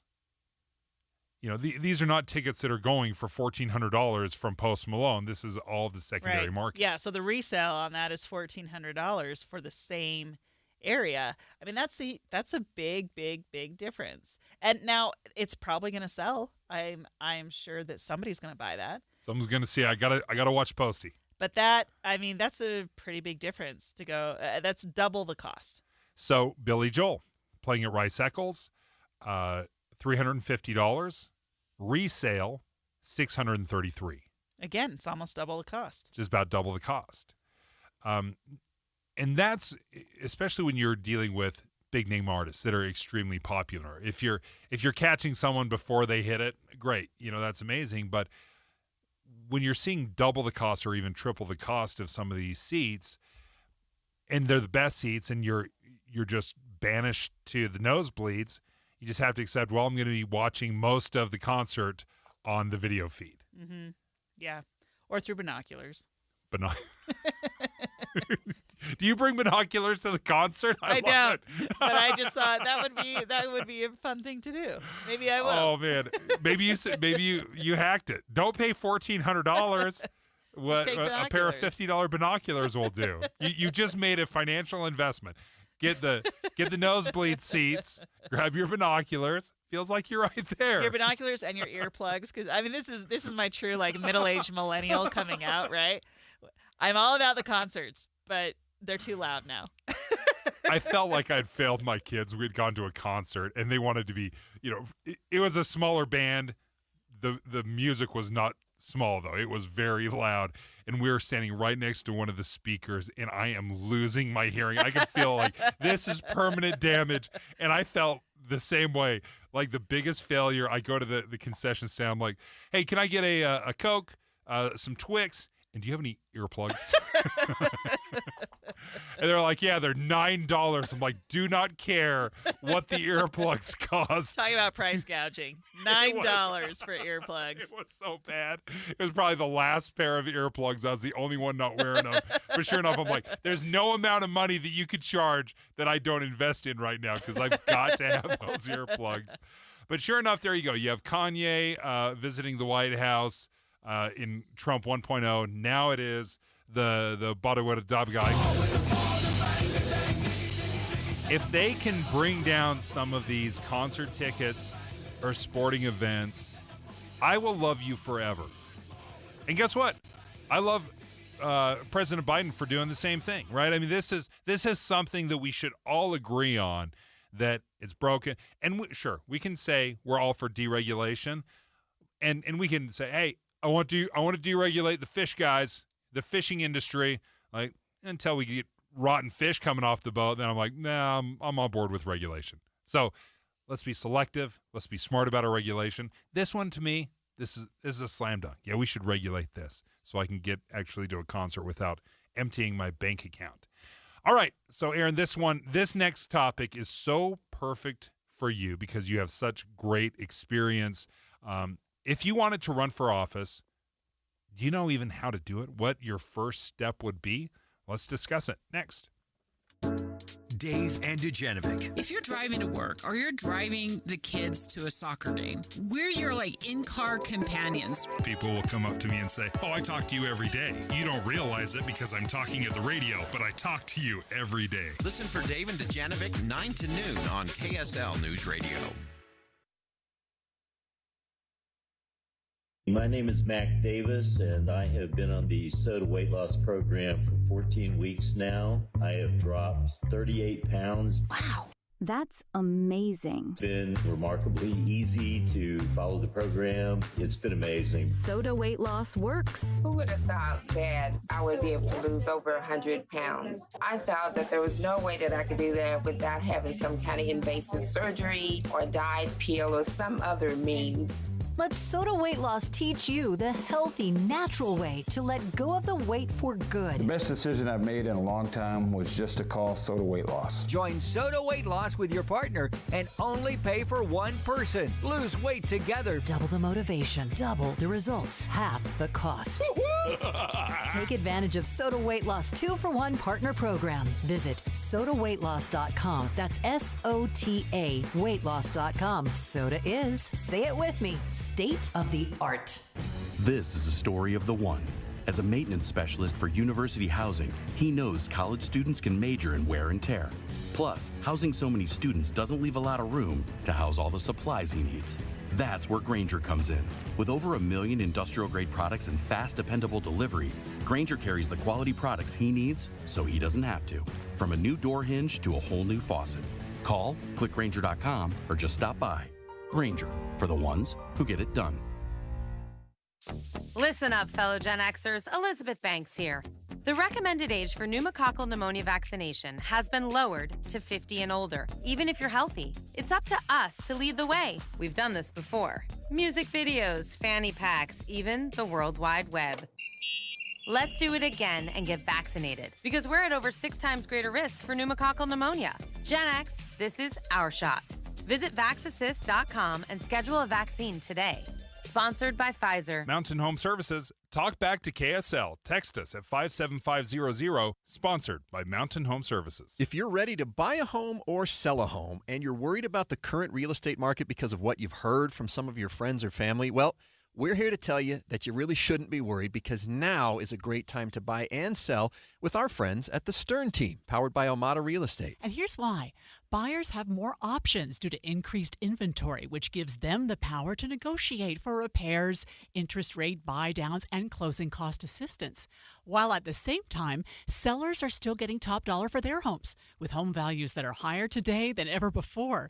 So whether you're looking to buy or sell, the current real estate market presents a win-win opportunity for both buyers and sellers. But you still do want to make sure that you're working with a team of real estate experts you can trust that can get you some great results. And that's our friends at the Stern Team, powered by Omada Real Estate. They have helped thousands of Salt Lake City homeowners, and they're ready to help you. To get started, just go to thesternteam.com. That's thesternteam.com, or Google The Stern Team. Tired of hearing scary radio ads about the IRS? Tax Relief Advocates is different.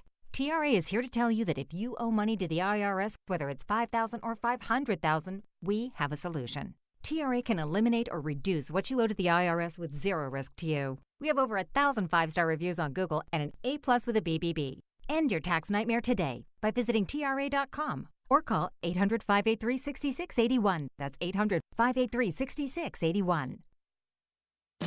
Confidence is knowing you're ready to handle whatever comes your way. That's what it feels like to take on your workday with Cintas. They make sure your AEDs are up to date, your fire extinguishers are tested and inspected, your floor mats are cleaned and delivered, and your workwear looks good, feels good, and is freshly laundered with a Cintas Apparel Plus program. So are you ready to take on today? Visit Cintas.com. Oh, I'm ready! And get ready for the workday. My name is Tom. My name is Cindy. We give to and volunteer with United Way at our community free health clinic. We know our time and money are going to the right places. We don't just wear the shirt. We live it. Give, advocate, volunteer, Live United. Go to liveunited.org. Brought to you by United Way and the Ad Council. Dave and Dujanovic. What our listeners need to know is what's going on behind the scenes. We hold weekly meetings on how to do our jobs as talk show hosts, as journalists, better than we did them yesterday. There's some very conservative voices. There's some very liberal voices. But there is space for both. And we're not at each other's throats. We're not yelling at each other. We're having a discussion. Listen for Dave and Dujanovic 9 to noon on KSL News Radio. 10:30 at KSL News Radio. I'm Amanda Dixon. KSL's top story: new research is showing what people think the best age is to get married, have kids, and retire. KSL News Radio's Adam Small has details. In a Pew Research Center survey, the majority of American adults said there's no best age to get married, but the next biggest group of people settled on age 25 to 29, and the same was said for when to have your first baby. The average person said the ideal age to buy a home was also about 29, despite the fact the average person doesn't actually get into their first home until their late 30s, according to data from the National Association of Realtors. Only 1 in 10 people said it's ideal to buy a home that late. South Jordan is also looking for some input from the public. The city wants to know how they should use community development block grants to support low and moderate income residents. The city says the money can be used for things like sidewalk accessibility, home repairs, health care, and support for domestic violence and homelessness services. Our top national story now from ABC News. The corruption case against New York City Mayor Eric Adams has been dropped. A federal judge dismissed the case with prejudice, meaning it can't be brought again before a court of law. It's a significant win for Mayor Adams because it means that this case, the corruption case, is now permanently dismissed. It cannot come back. And the judge simply said the Justice Department's rationale for trying to hold it over the mayor's head so he could participate in President Trump's immigration agenda was unprecedented, breathtaking. ABC's Aaron Katersky reporting. Your money at this moment, the Dow is up 160 points. That's 0.4%. We're at 42,150. Coming up, we've got clouds today and a warming trend in store for us this week. KSL weather is next. KSL News Time, 10:32. Mornings are for recharging. And they're for starting your day right. We volunteer to join you in the car. Get news and weather at 102.7 FM during the most important part of your day. Andy and Amanda, each morning between 5 and 9 on KSL News Radio. Since 1954, Master Electrical Service has been working for you in your community. You probably see their vans or have been seeing their vans over the years. Well, we've got some exciting news. Master Electrical Service has joined Mountain Home Services. And the reason that's so important and why that's such good news for you is that Master Electrical Service brings the expertise of all your electrical needs, EV chargers, generators, recessed lighting, whatever it might be. But now that they've joined Mountain Home Services, they can help you with your HVAC. So your heating and air is taken care of, your plumbing, and it still comes with this upfront pricing guarantee. No hidden fees. And if you're wondering, well, what does the upfront pricing guarantee means? Well, when they come out and they give you a bid, they're going to honor that bid, even if it turns out to take a little bit longer, is a little bit trickier than what you had anticipated. They're going to honor that bid. No surprises. 100% satisfaction guarantee. They're the company we trust, and so can you. Just go and reach out to Mountain Home Services by going to their website, mountainhomeservices.com. That's mountainhomeservices.com, or check them out. Give them a call, 801-543-2222, 801-543-2222. Traffic and weather together, brought to you by Mountain America's My Style checking account with built-in benefits. And here's Heather Kelly. We've got a little bit of slowing southbound I-15 as you move through Ogden between 21st and 31st Streets. Haven't heard of a crash in that area, but a lot of times you'll just have slowing there, especially as it's heading into a road construction zone area. And then if you continue southbound into downtown Salt Lake, we're still cleaning up a crash right as you try to exit at the 1300 and 2100 South exits in downtown Salt Lake City. You've got the right lane and shoulder blocked over about a 70-yard area where you've got multiple vehicles involved. Other than that, you've got good speeds on the east and west side belt routes, 201 freeway and I-80 through Parley's Canyon. And if you do see something happening, text us at 57500 on the KSL Mountain Home Services text line. Heather Kelly in the KSL Traffic Center. We have just a slight chance of rain this afternoon. We did have some lake effect snow this morning. The high today around 47, 50 tomorrow. We get up to 69 by Tuesday. Right now it's cloudy and 37 degrees. I'm Amanda Dixon from the KSL Common Spirit Health Studios. Listen online at kslnewsradio.com. We're Utah's news, traffic, and weather station. Dave and Dujanovic, your morning companions for talk, analysis, and key perspectives on Utah's biggest stories on KSL News Radio. I got this article in the Ogden Standard Examiner talking about running for office. Now, we've got municipal elections coming up this year in 25. The odd years, you get the municipal elections. And I want to know, why aren't you running? Folks, we're going to be taking your phone calls later on in about 10 or 15 minutes. I want to hear, why aren't you running for office? Because This is one of those things that I'm very passionate about. I think we are doing a bad job in this country having the tough conversations, having political conversations, because we're afraid it's going to turn into a ginormous fight. So we avoid having. Sometimes it does. And no, you're not crazy to think that it might turn into a big fight, because it often does. But I think we've so easily stepped away from the conversations that we've disengaged. And that's what worries me, is I don't want to be disengaged. I don't want people to be disengaged when it comes to politics. And I want people to feel like, hey, you know what?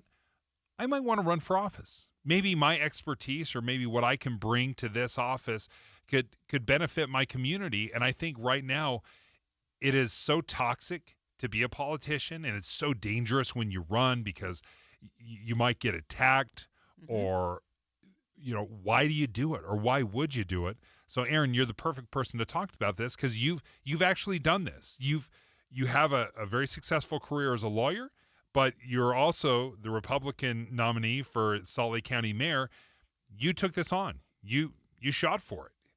I'd like to break down a little bit your thoughts behind this, why you wanted to do it, and why you think other people should either run from it or lean into it. Yeah. Well, I'm not going to answer that last question. I'm going to let people decide for themselves on that.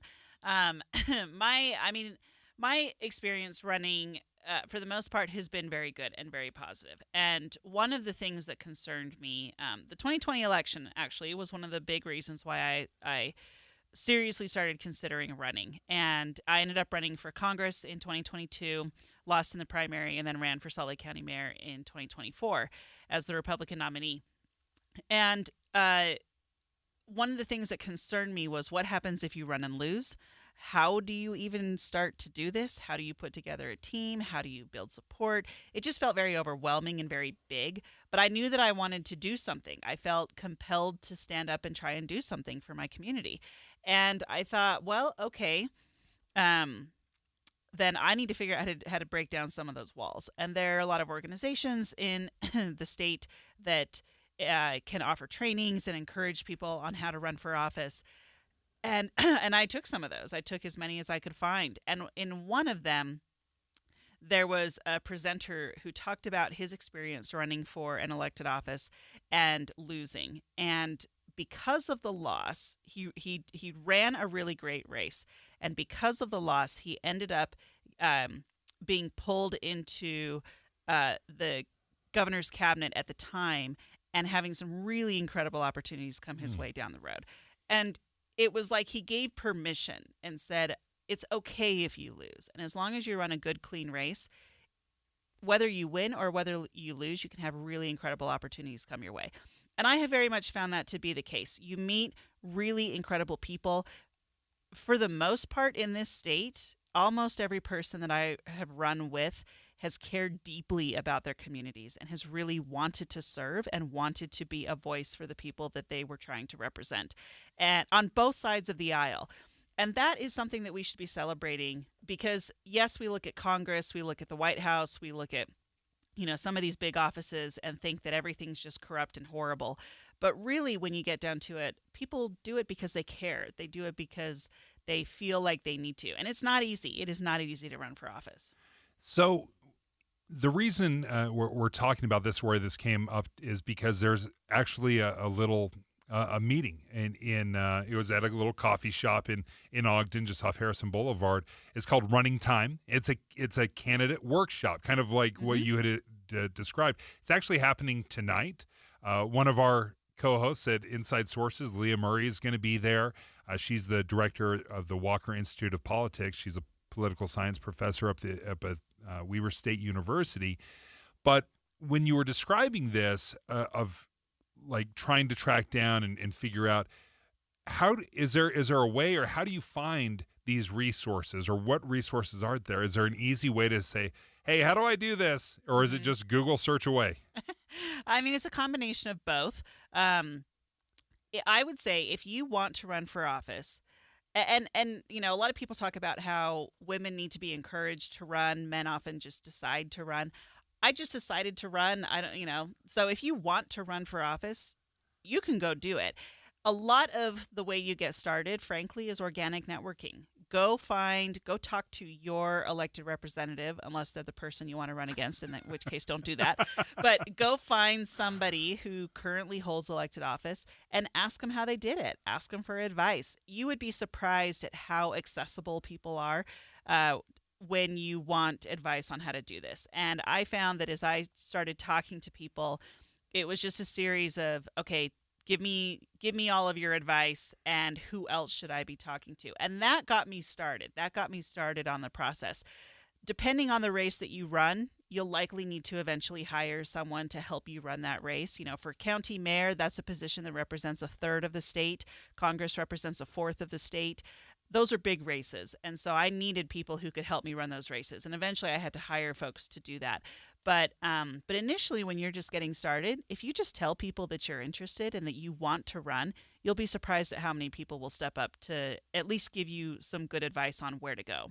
One of the things that stood out to me in this article was these resources that you were talking about. There's resources out there that we just may not be aware of.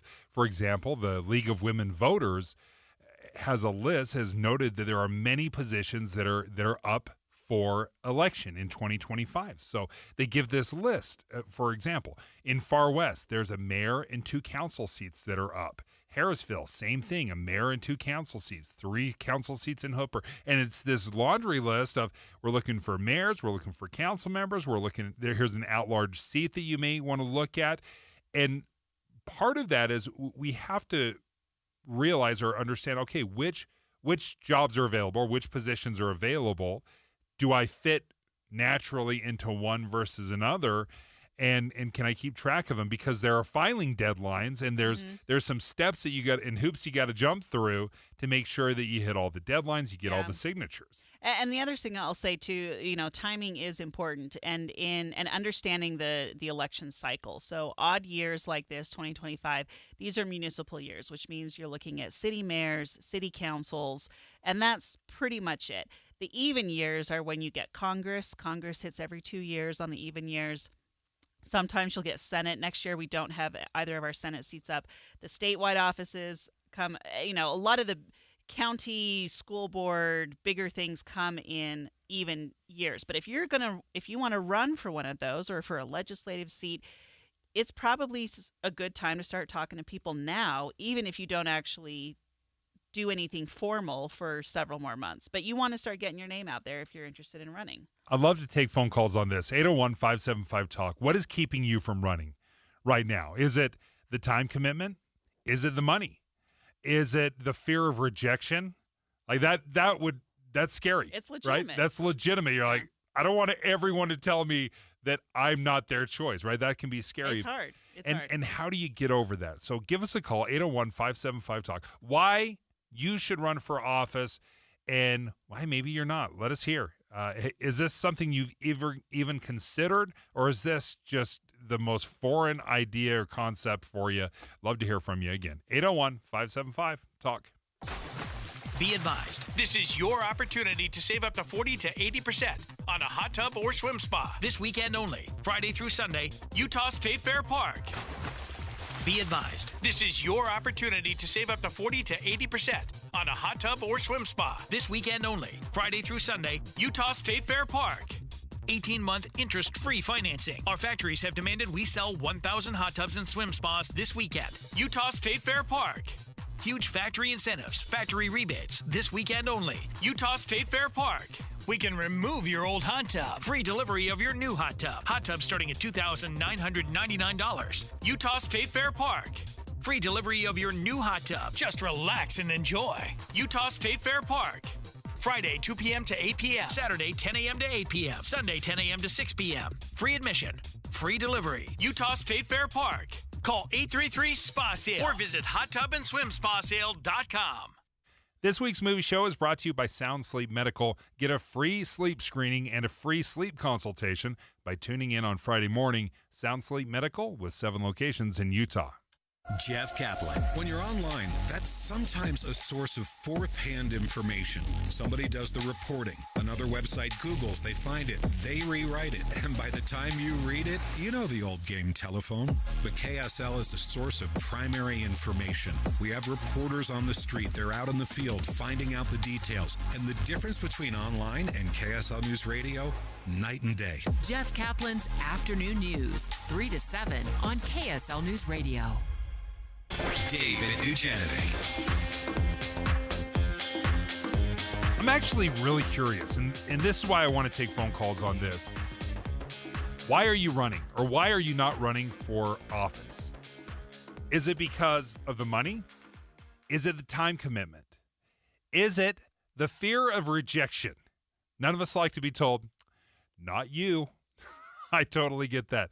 Aaron Ryder, you've joined us. You're filling in for Debbie Dujanovic today, and this is something that you've done. You've been brave enough, and quite honestly, that's how I view it, as being incredibly brave to put yourself out there, because it's not just putting your name out there; it's putting your ideas, and you're putting it out there for people to say, "Well, that's a terrible idea, and I don't like you."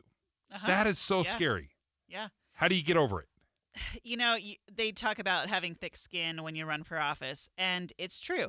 And especially when it came to things like fundraising, fundraising is a huge component of any race, and you have to be willing to ask. Because Michael Bloomberg is the classic example on this. $1 billion raised for his presidential campaign on the Democratic ticket, almost entirely raised by himself, donated to his own campaign, and it went nowhere. He had tons of money, and it didn't matter, because fundraising is an indicator of how much support you're going to get. And you kind of just have to get to a point where you say, you know what? I've got no shame about this. I want to do what I've got ideas. I want to implement them. I want to do my best. And so I'm just going to go out there and figure out how to make it happen. And you do. You develop thick skin along the way, and you just kind of have to hold to that core thing and to realize, I don't need this. I don't need this to be a full, complete human being, but I'm going to give it everything I've got because I feel compelled or I feel the desire to do something good. I like how you say you develop thick skin. Yeah, because really you don't necessarily have to be titanium, right? You don't have to be impervious to any criticism. And no one is. Yeah. But at the same time, at some point you realize, all right, maybe they're not just attacking me. They don't like my idea. And I've always felt that's the line that gets crossed that frustrates me, is where we start attacking people individually instead of just attacking their ideas. Like, hey, let me disagree with you and why I think this is a bad policy, but we haven't done a great job of learning how to attack an idea, so we just attack the person. And that's the big difference between a clean campaign and a dirty campaign. If you run a really clean campaign, you just go after people for their ideas. And interestingly, I ran against Chris Stewart in the congressional primary for the 2nd District back in 2022, and we did that. We ran a really clean campaign, and it was just about ideas. And so in 2024, when I ran for the county mayor race, Chris Stewart was one of the first endorsements that I got, and he was willing to do that. He was willing to endorse me because he recognized that A, I had the guts to ask him for an endorsement, but B, that I had not gone after him personally. I hadn't made it a personal thing. I was just out there trying to do what I thought was right, and he saw that and was willing to support me. So it matters not just for the race, but it matters for the long-term relationships too. I love that story. That is such a great story because it shows you it is not necessarily at all costs, win at all costs. You're like, I'm going to do it right, and then it's going to be paid forward down the road. Yeah. Which is exactly what happened.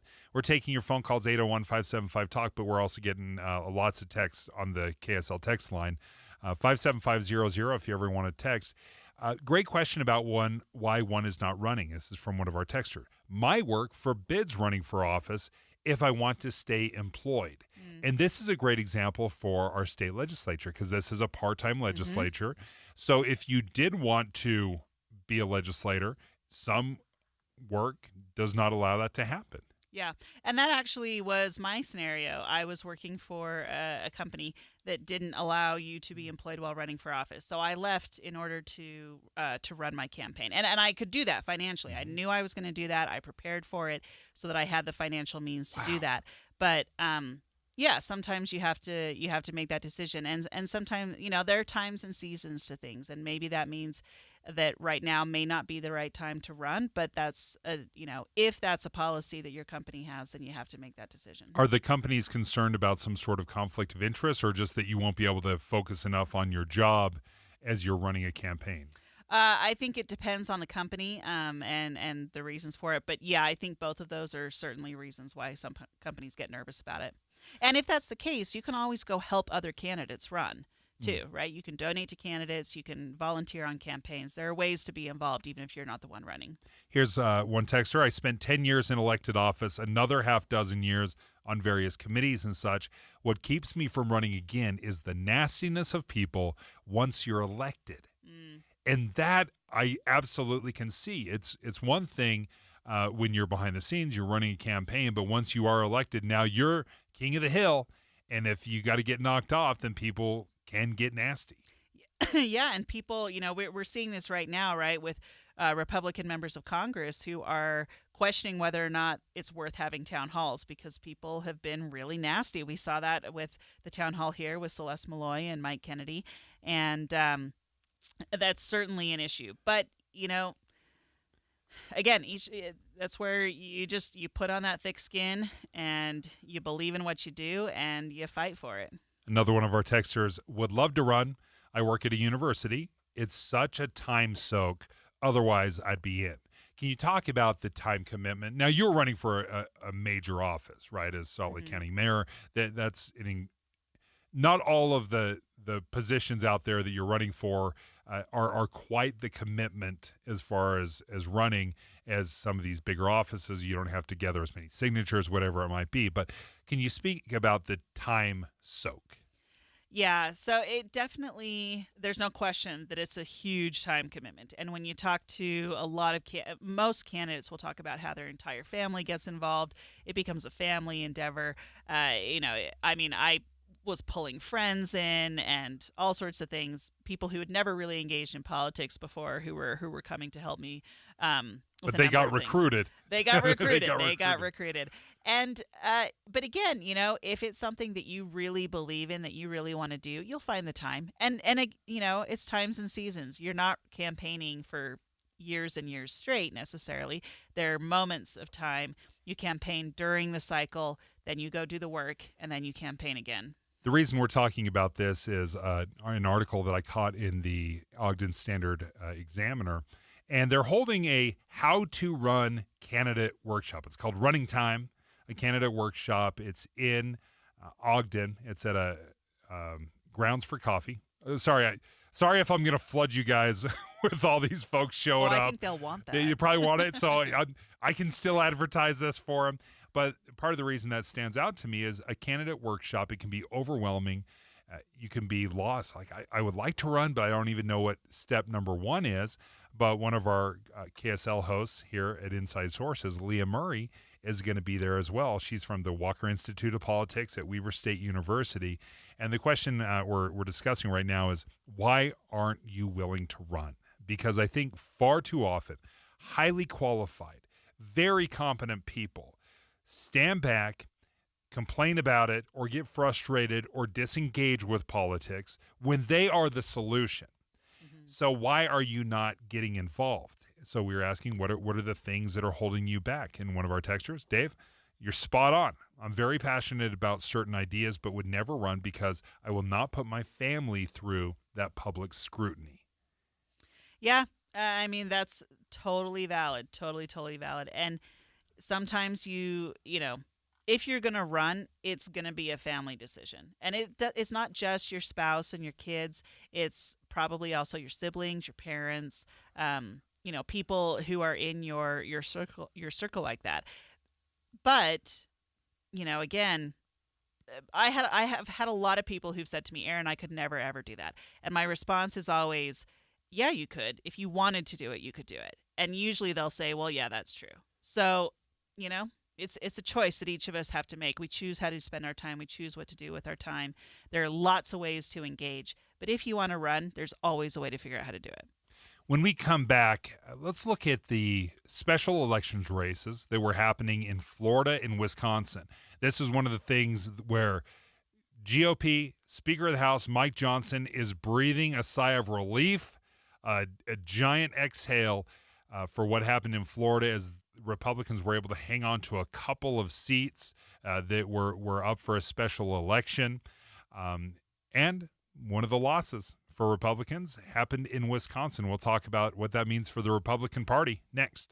If your water heater's over 10 to 15 years old, congratulations. You've beat the average. What's up, everybody? I'm Mike Wilson with Any Hour Services, and I love hearing stories of people having water heaters that are really old and they're still doing their job. Unfortunately, most of us won't be that lucky. And when water heaters fail, it's usually in spectacularly inconvenient fashion. Whether it's an unexpected cold shower when we're already running late for work, or worse yet, coming home to a flooded basement, it's never fun. If you'd like to look into replacing your water heater before it fails, Any Hour Services is having a sale for any homeowners listening. Whether you're looking for a new tanked water heater or you want to see what upgrading to a tankless would cost, the plumbers at Any Hour Services can show you what options are available. And right now, you can save $400 on a tanked water heater or $1,200 on a tankless. If you think you might be interested, call Any Hour Services today and schedule your free estimate. 801-443-7400. You can Google Any Hour Services. You can even schedule online at anyhourservices.com. No one helps more homeowners than Any Hour Services. Hi,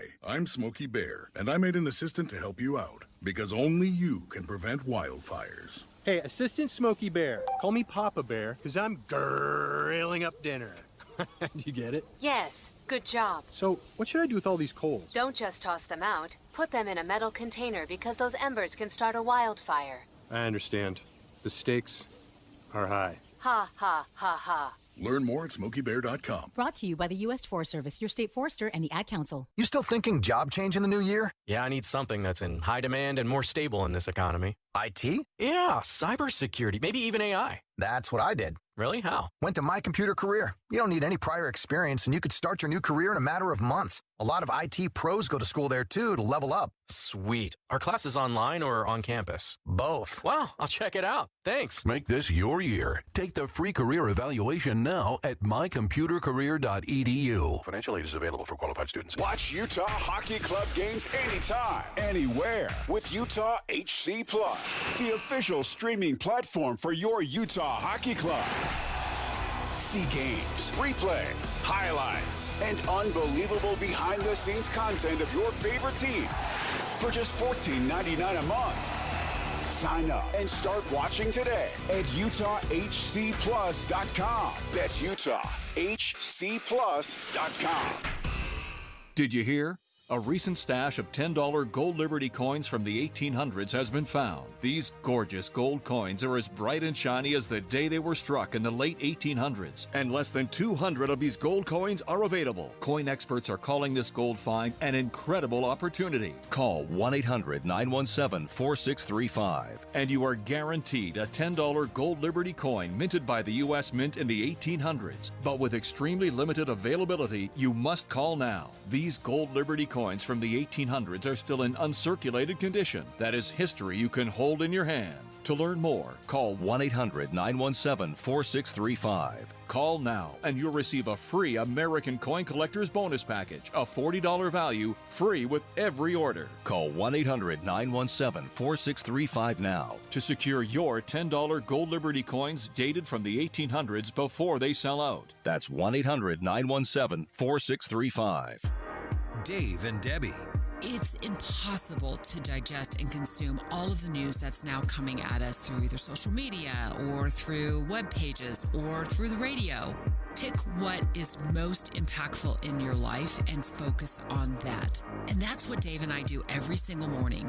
We pick those issues that are most important to our listeners and we boil it down so it's digestible. It's simple to understand. I think we're trying to find the essence of the story.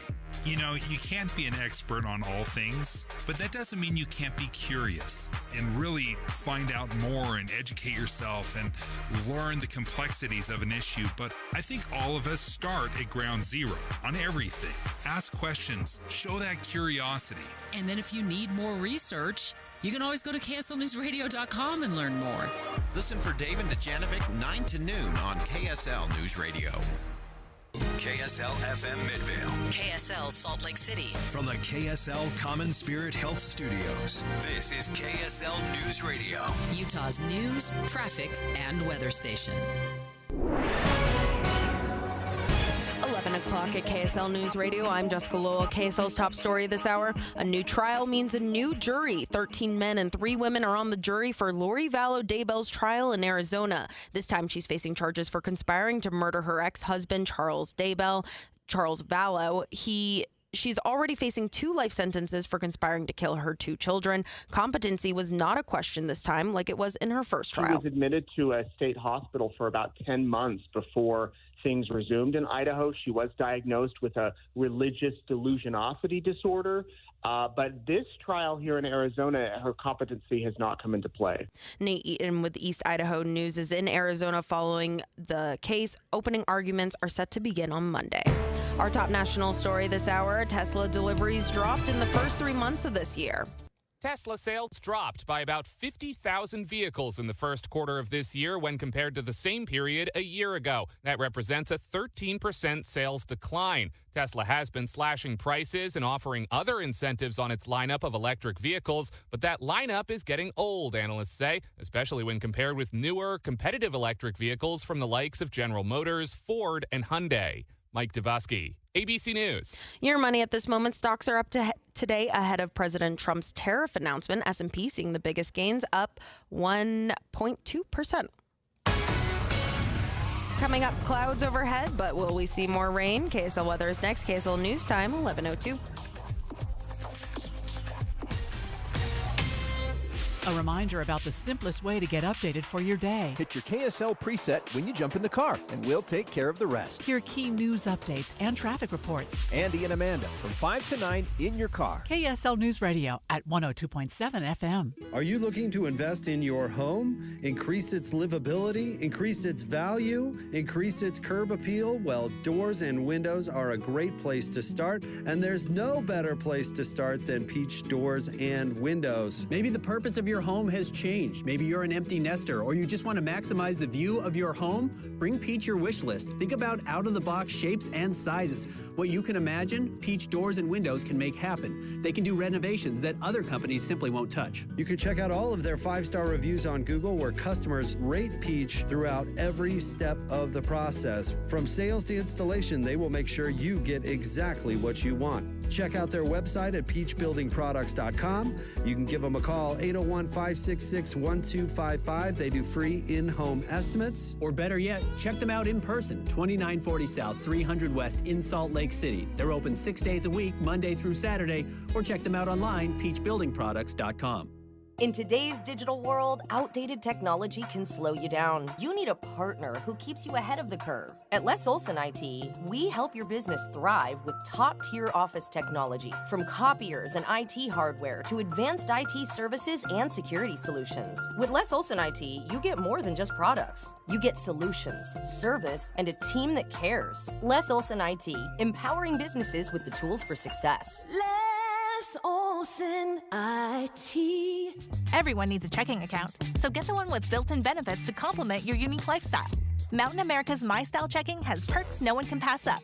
You'll enjoy sizzling restaurant deals, peace of mind mobile phone protection, timely telehealth access, built-in identity protection, and clutch loan rate discounts. Make My Style your lifestyle at Mountain America Credit Union. Visit macu.com/mystyle.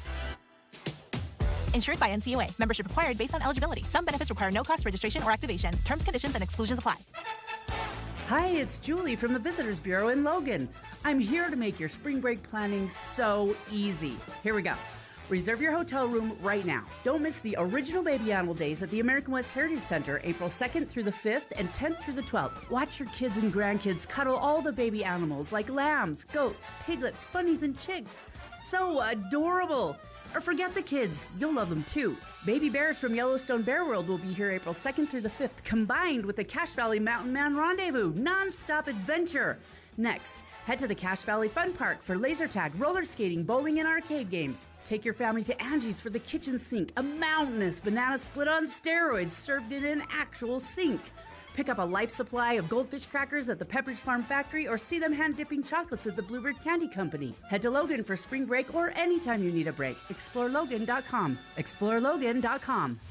Traffic and weather together brought to you by Mountain America's My Style checking account with built-in benefits. Here's Heather Kelly. Well, the biggest issue we have is a crash southbound I-15 right as you approach the exits that'll take you either the 1300 or 2100 south in downtown Salt Lake. The right lane and shoulder is blocked. It has been for over an hour. The good news is we don't have a whole lot of traffic in that area, so it's just causing a few minor brake lights as people go by. And then you do have some wet road conditions, especially up in Parley's Canyon, right around the summit area where some lingering snow showers remain. Utah Symphony performs the greatest classical hits from 1700s to today at Abravanel Hall. Don't miss Mahler, Mozart, and more. Heather Kelly in the KSL Traffic Center. The clouds overhead don't necessarily mean rains. Valleys could be spared from this new system moving in, but the Cottonwoods are expecting up to half a foot of new snow. Temperatures will be gradually getting warmer through the weekend. Right now it's 37 degrees and mostly cloudy. I'm Jessica Lowell from the KSL Common Spirit Health Studios. Listen online at kslnewsradio.com. We're Utah's news, traffic, and weather station. Dave and Dujanovic, your morning companions for talk, analysis, and key perspectives on Utah's biggest stories on KSL News Radio. America's top political story. Special coverage with Dave and Dujanovic.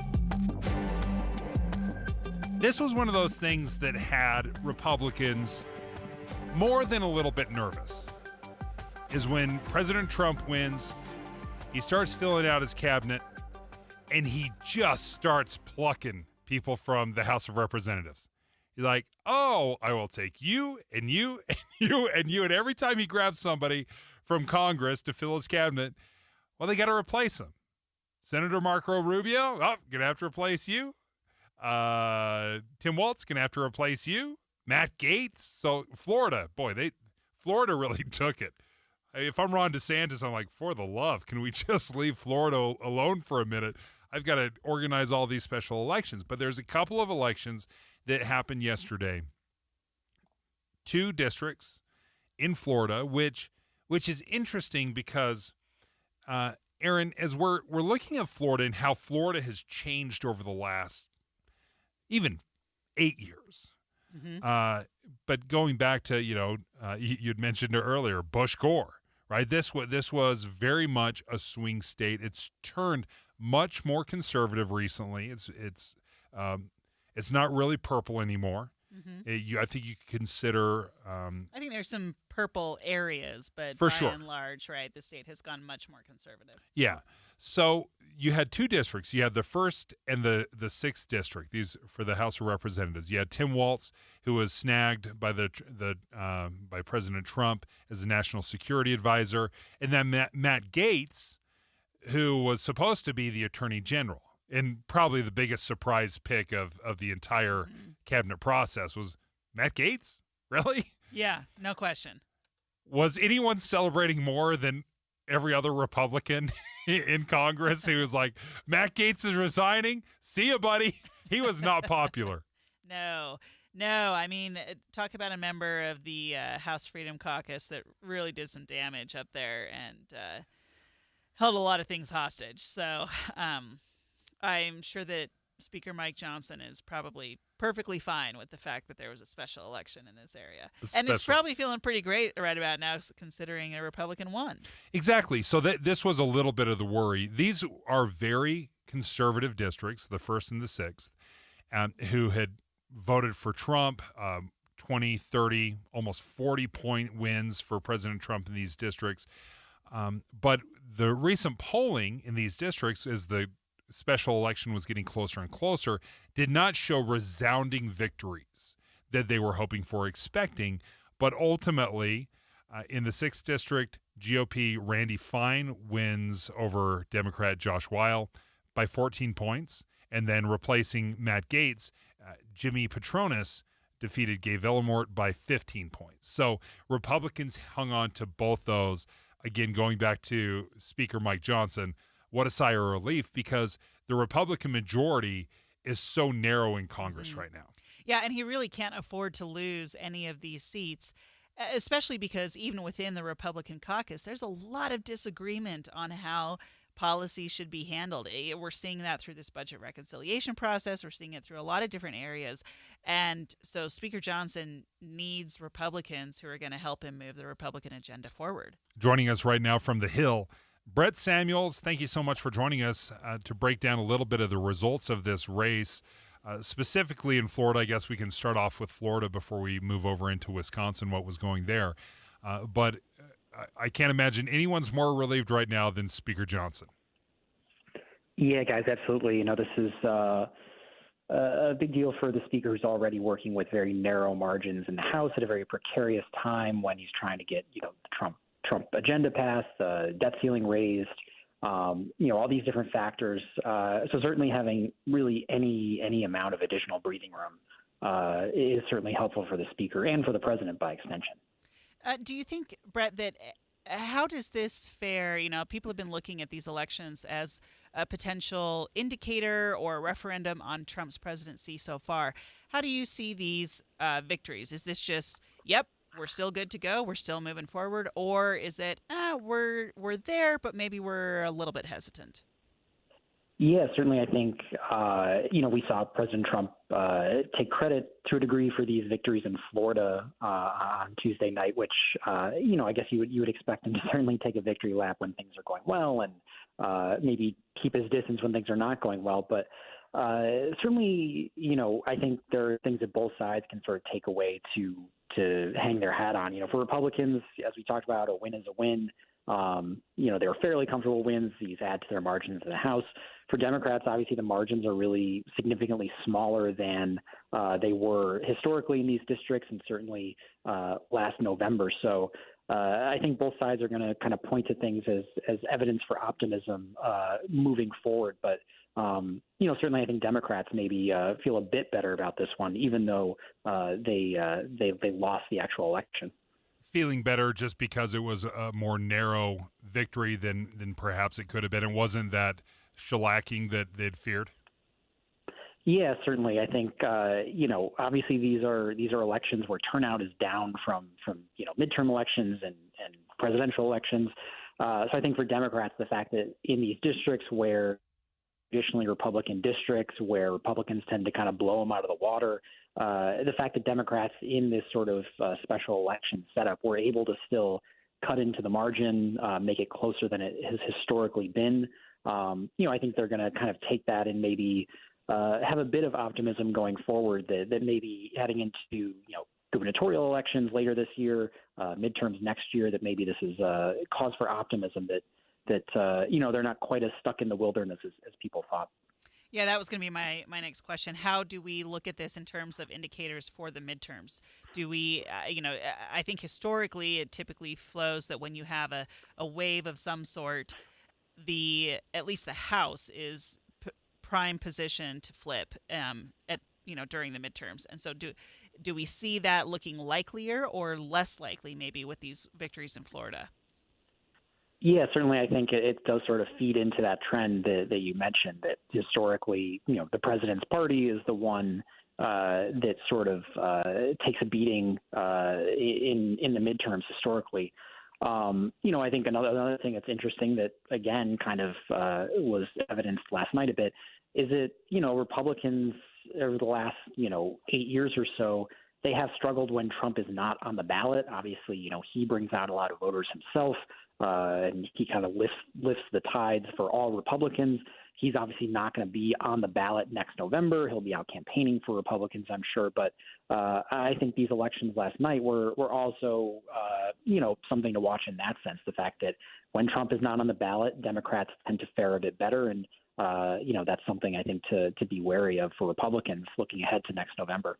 One thing that surprised me a little bit when we comes to these special elections, obviously these two House districts national races or federal seats, it makes a lot of sense why there would be so much interest.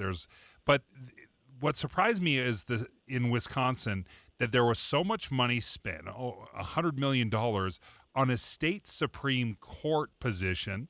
One of the state Supreme Court justices in Wisconsin retired, so they had a special election there. What can you tell us about the special election in Wisconsin for the Supreme Court? Yeah, certainly that one drew a lot of attention and money, as you mentioned. Obviously, Elon Musk was a big source of both of those. He went down there, in support of the conservative candidate, Brad Schimmel, just a couple days ago.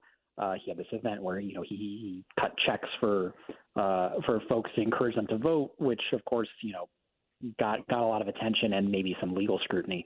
But certainly, I think the control of these state Supreme Courts is becoming a bigger and bigger deal, especially when it comes to things like drawing congressional maps. That's something I think in Wisconsin that is going to be sort of a ripple effect of this election. There's sort of an expectation that this court, which now has this sort of liberal majority, may redraw congressional maps, may hurt Republicans in the process. So, certainly, given it's an off year, obviously, any election like this is going to get a lot of attention because people are looking for these sort of bellwethers and these tea leaves. But in this case, in Wisconsin, certainly there are sort of these actual ramifications when it comes to things like drawing congressional maps, and abortion law obviously is a big one. So those are sort of I think practical impacts that we'll see from this race. Yeah, you mentioned that, and one of the things that we've been talking about here in Utah is that as we see the Trump administration push for more local control and kind of move away and make more of a federalist argument in allowing the states to take more control, that it's going to shift the focus away from the federal government in some cases and bring more attention to the states. And so I'm thinking about your point right here, right, that a lot of money is going into these state Supreme Courts and some of these races because they are going to determine a lot of things that maybe historically the federal government had determined, abortion rights being one of them. So, I mean, do you see that trend nationally? Should we be expecting more and more national attention on local races? Yeah, I think that's definitely a great point, and a fair assumption to make. I mean, just looking at judge races in general, certainly the federal judiciary has gotten a lot of attention in the last month or two as a lot of these Trump administration orders have faced legal roadblocks. I think to your point, obviously as the Trump administration tries to move, education back to the states as they kind of cut some funding that goes towards states. A lot of these things are going to end up, being determined by state legislatures, by state courts. Certainly, I guess you could say this is maybe a positive sort of trickle-down effect of the Trump era, is that people seem to have taken a greater interest in sort of local politics. So certainly I think you could see that moving forward as people become more aware of the decisions that these state courts are making, local governments are making, that certainly it would drive up interest and awareness of some of these local races. Brett Samuels, thank you so much for joining us from the Hill. We love reading your stuff, so we appreciate you taking the time to join us. So there's a couple things that we haven't explored quite enough, and I want to have this conversation with you, Aaron, because obviously we're, as Brett had talked about, every election is a reason to read the tea leaves, or it's a bellwether for something. Are we seeing indications? Again, it's so early on, and these elections don't happen for a couple of years. So much can happen, but I think it is fascinating to see Elon Musk, and obviously there are billionaire donors all over the place, trying to influence races. So I don't want to pick on Elon Musk. Yeah, George Soros backed the Democrat candidate or the liberal candidate for this Supreme Court seat. Exactly. Yeah. There were multiple billionaires. I think there was 8 to 10 billionaires that had contributed to this race. Elon Musk, obviously, he had donated the most. It was maybe upwards of $12 to $20 million just to this one race, and ultimately was unsuccessful here. But the strange thing was this $1 million giveaway. So there are a couple of things that were going, and I'd like to explore this with you a little bit. And because quite frankly, giving away money to vote, and he's saying, you don't have to vote for my guy, you don't have to vote for my gal, you don't have to vote, you just have to sign a petition that says, yeah, I support free speech. That's what he did during the general election with President Trump. This one was like, yeah, I mean, we just support some general principles. And then whoever signed that got $100, and then whoever signed it goes into a pot, and they have a lottery, and they draw out a couple names, and they make $1 million. Is this marketing, or is this crossing a line? The courts are trying to figure it out, and initially they're saying, it's fine, we think. What are your thoughts on it? Well, this is the big question, and this is one of the things that's scares people about Elon Musk, is that he kind of doesn't care about the rules, and he kind of just does what he wants to do, and then let the chips fall where they may. So the arguments on both sides of this, on the side saying this is illegal, the issue is you cannot pay people to vote. You just can't. That is a fundamental principle. You cannot pay people to vote. And is this doing that? Now, where he's probably going to come out okay on this, where people are saying he's probably okay, is that he's not actually paying people to vote or even to register to vote. He's saying you have to be a registered voter in order to sign this petition. So it's in a roundabout way, he's trying to encourage people to register to vote, but you only get the cash if you sign the petition. The petition, frankly, doesn't really mean anything because the petition has no weight. It has no power, right? If it were like an initiative, like a state initiative, or he were paying for signatures for something like that, that might be a different issue. But just a petition on principles that we all care about, that's a bit of a gray area. So it's going to be really interesting to see what the court decides, because are they going to look at this and say, yeah, but the intent is pretty obvious, and the intent is to get people to register to vote and to vote in a certain way? Because if you receive $1 million from Elon Musk and then go vote for Susan Crawford, I mean, you could make a legitimate argument that that's just not going to happen, right? However, on its face, he's not paying people to vote or to register to vote. So we'll see. It's interesting because when we're talking about initiatives, and you'll even hear initiatives right now playing over the radio or on television that says, don't sign this petition or do sign this petition. And we advertise this, and candidates certainly do all sorts of you have to get signatures campaigning and signatures, and there's so many layers that where they are marketing themselves. Is there an argument to be made that this is just a creative way of marketing? Instead of spending millions of dollars on radio and television ads, we're going to spend that millions of dollars on a drawing or a raffle. Is there any difference other than it's just not typically how we do it? Well, I think that's Elon Musk's argument, right? Is, hey, because the law is on that side of paying people to vote or to register to vote.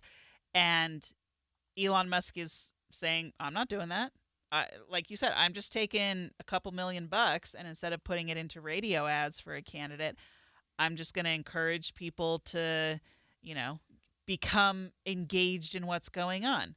And maybe that's sufficient, right? I mean, we haven't seen any pushback or any court decisions yet on this. So, like I said, it'll be interesting to see, does the court say yes, but the intent is clear, which they could do, or, yeah, it's close to the line, but it's not over the line. So just, we don't necessarily like it, but it's not breaking the law. And in a crazy piece of irony, when this act, when giving away the hundreds of dollars for petition signing or the $1 million raffle, it ends up in court.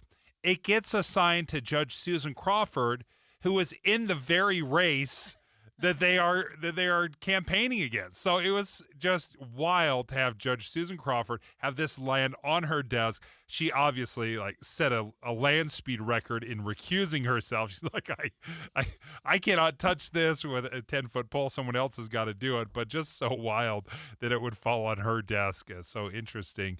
But again, if you're keeping track of the special elections, the three big ones, Tim Walz, the national security advisor, when he vacated his position to join the Trump administration, Republicans held on to that seat. Randy Fine won by 14 points. The Matt Gaetz position that was resigned was filled by Republican Jimmy Patronis, and he won by about 15 points. So still, 15 points is a significant win, right? I mean, it's not the 30 that Trump won. But nevertheless, if you were to look at a 14-point or a 15-point win, otherwise we would say, oh, that's a landslide. That's a solid victory. Well, and as Brett mentioned, a minute ago, a win is a win is a win. Yeah, exactly. That the votes are all the same now, right? As Republicans get to hang onto those two seats, and we will continue to follow the special elections that are going on, and. Very, very interesting. When we come back, the cost of an associate's degree from Weber State University is not going to be as expensive next year as students may have thought. We learn more about Weber State's decision to implement a tuition freeze. Not for everybody, but for those newcomers. Jeff Kaplan. When I was a kid, my parents got me a subscription to Newsweek magazine. I would devour every page into the night. And to this day, I sit on my iPad looking for stories for my Minute of News, flesh out our coverage, and I get to share the news with you. Jeff Kaplan's Afternoon News, 3 to 7 on KSL News Radio. I've been telling you guys for years about the Kinetico water softener and how efficient it is. And the reason I care about efficiency is because I care about my back. And the Kinetico water softeners use 2/3 less salt with their water softeners, which means you only have to carry one bag instead of 3 bags. It's simple math. One 40-pound bag is better than 120 pounds worth of salt. But I've never told you of how this happens and why this works. Most water softeners use a finicky, hard-to-adjust computer, and it guesstimates when does it cycle. And then it obviously errs on the side of cycling too often because they want to make sure you're getting that soft water. It just means that it burns through too much salt too soon. Kinetico is different. It's designed to be all mechanical. It measures the water use precisely, so there's no computing, no guesstimating. It just cycles when it's needed. And the result is Kinetico gives you that perfectly soft 24/7 soft water. Call Northern Utah's authorized Kinetico dealer right now, Kinetico Quality Water Systems of Salt Lake at 801-576-8600. That's 801-576-8600. Or you can log on to softwaterutah.com. That's softwaterutah.com. I've done multiple different eating plans before. They helped me get weight off, but boom, boom, boom, boom, boom, it all just came back with a vengeance. Stop wasting time and money on plans that don't work. Trust the #1 weight loss company in America, Soda Weight Loss. My name's Jim. In 5 months, I dropped over 65 pounds. Hi, I'm Jared. I'm at 21 weeks. I've lost 110 pounds. I tried to do it on my own, and I think it's discouraging when you try over and over again and you just get nowhere. You have the experts here. If you're on the fence, I mean, if it hasn't worked out on your own, these are the people to do it. When you start losing the weight, even that first 5 pounds, this enormous amount of confidence starts to build into you. You start to realize, like, oh, this is possible for me. No shots, no medications, just real results that last for a lifetime. How about this? When you join Soda Weight Loss with a partner, you only pay for one. Get started now. Go to sodaweightloss.com. That's SOTA weightloss.com. Soda is, say it with me, state of the art. This is a story of the one. As a maintenance specialist for university housing, he knows college students can major in wear and tear. Plus, housing so many students doesn't leave a lot of room to house all the supplies he needs. That's where Grainger comes in. With over 1 million industrial-grade products and fast, dependable delivery, Grainger carries the quality products he needs so he doesn't have to. From a new door hinge to a whole new faucet. Call, click Grainger.com, or just stop by. Grainger, for the ones who get it done. Seems everything costs more these days. Gas, groceries, and when's the last time you checked your wireless bill? When it comes to Big Wireless, if you're staying, you may be overpaying. Switch to Consumer Cellular to get the same fast nationwide coverage without the big wireless bill. Plans start at just $20 a month, and now for a limited time, new customers can get their second month free. Call 1-888-FREEDOM, visit a store near you, or consumercellular.com and start saving today. Plans include $5 credit for auto pay and e-billing. Taxes, fees, and other third-party charges will apply. See website for additional details. Mountain Home Services. Talk back to KSL. Text us at 57500. Sponsored by Mountain Home Services. Jeff Kaplan. I'm energized by breaking news. First of all, because it's right now, and second of all, because in many cases the audience needs to know. There's no more important service that we can provide, and I find it critically important to get more details to the audience as quickly as possible. There's nothing more energizing than that for me. Not at all. The most important thing we do is breaking news. I am gratified that so many people listen to me every afternoon on KSL, but what they don't know is that there are so many people behind the scenes making it happen, checking on the traffic, answering the phones, making the calls, talking to the newsmakers. They're out in the street, into the field to get the raw information, and then putting it all together so that I can sit in front of a microphone and be a source of information every afternoon. But there are so many people who make it happen. That's what you don't know. Ride Home with Jeff Kaplan, weekdays 3 to 7 on KSL News Radio. 11:30 at KSL News Radio. I'm Claire Scott. KSL's top story this hour. Forecasters say it's not uncommon to see mudslides this time of year. We saw one yesterday in Spanish Fork Canyon, and we could see more as spring runoff starts to ramp up. As we head through the spring season, we'll continue to see snow melt and the potential for mudslides and rock slides. It's not too terribly uncommon, but again, that was kind of an outlier situation. KSL meteorologist Matt Johnson says mudslides will be possible as our snowpack begins to melt off between now and June. It's expected to peak this week. We'll likely see a strong runoff here in the north, with most regions at or above normal snowpack levels. Our top national story this hour from ABC News. Denmark's Prime Minister is visiting Greenland today. Denmark's Prime Minister Mette Frederiksen visiting Greenland today for talks with the territory's incoming government. Her 3-day trip comes less than a week after a visit from U.S. Vice President J.D. Vance and National Security Advisor Mike Waltz. It also comes just after Jens Frederik Nielsen was sworn in as Prime Minister of Greenland. Nielsen has said that Greenland will strengthen its ties with Denmark while it works to fulfill its ultimate wish to become a sovereign nation, and that the U.S. will not get Greenland. Inez Delacuetera, ABC News. At the foreign desk. Your money at this moment, the Dow is up 285 points, the S&P is up 45. And coming up, scattered rain showers. KSL Weather's next KSL News Time, 11:31. The sources where we get our news matters. When you listen to Utah's Morning News, we want you to feel the stories are important to you and trustworthy. This is Amanda Dixon. And I'm Andy Farnsworth. Join us weekday mornings on KSL News Radio. Seems everything costs more these days. Gas, groceries, and when's the last time you checked your wireless bill? When it comes to big wireless, if you're staying, you may be overpaying. Switch to Consumer Cellular to get the same fast nationwide coverage without the big wireless bill. Plans start at just $20 a month, and now for a limited time, new customers can get their second month free. Call 1-888-FREEDOM, visit a store near you, or consumercellular.com and start saving today. Plans include $5 credit for auto pay and e-billing. Taxes, fees, and other third-party charges will apply. See website for additional details. Confidence is knowing you're ready to handle whatever comes your way. That's what it feels like to take on your workday with Cintas. They make sure your AEDs are up to date, your fire extinguishers are tested and inspected, your floor mats are cleaned and delivered, and your workwear looks good, feels good, and is freshly laundered with a Cintas Apparel Plus program. So are you ready to take on today? Visit Cintas.com and get ready for the workday. Any Hour Services free furnace sale is going on right now. If you haven't scheduled your free estimate yet, do it now. Call Any Hour Services today or schedule online at anyhourservices.com. Emergency traffic and weather together, brought to you by Mountain America's My Style checking account with built-in benefits. Here's Ricky Meese. We do have a freeway closure. This is in Morgan County due to a crash. Westbound I-84 near Mountain Green is seeing huge delays. Traffic is forced off. at the 4300 North exit, and we do have heavy delays back to Peterson. You do want to consider an alternate route and avoid westbound I-84 in this portion of Morgan County if you can. And of course, if you're sitting in these delays, you can always text us and give us any updates at the KSL Mountain Home Services text line 57500.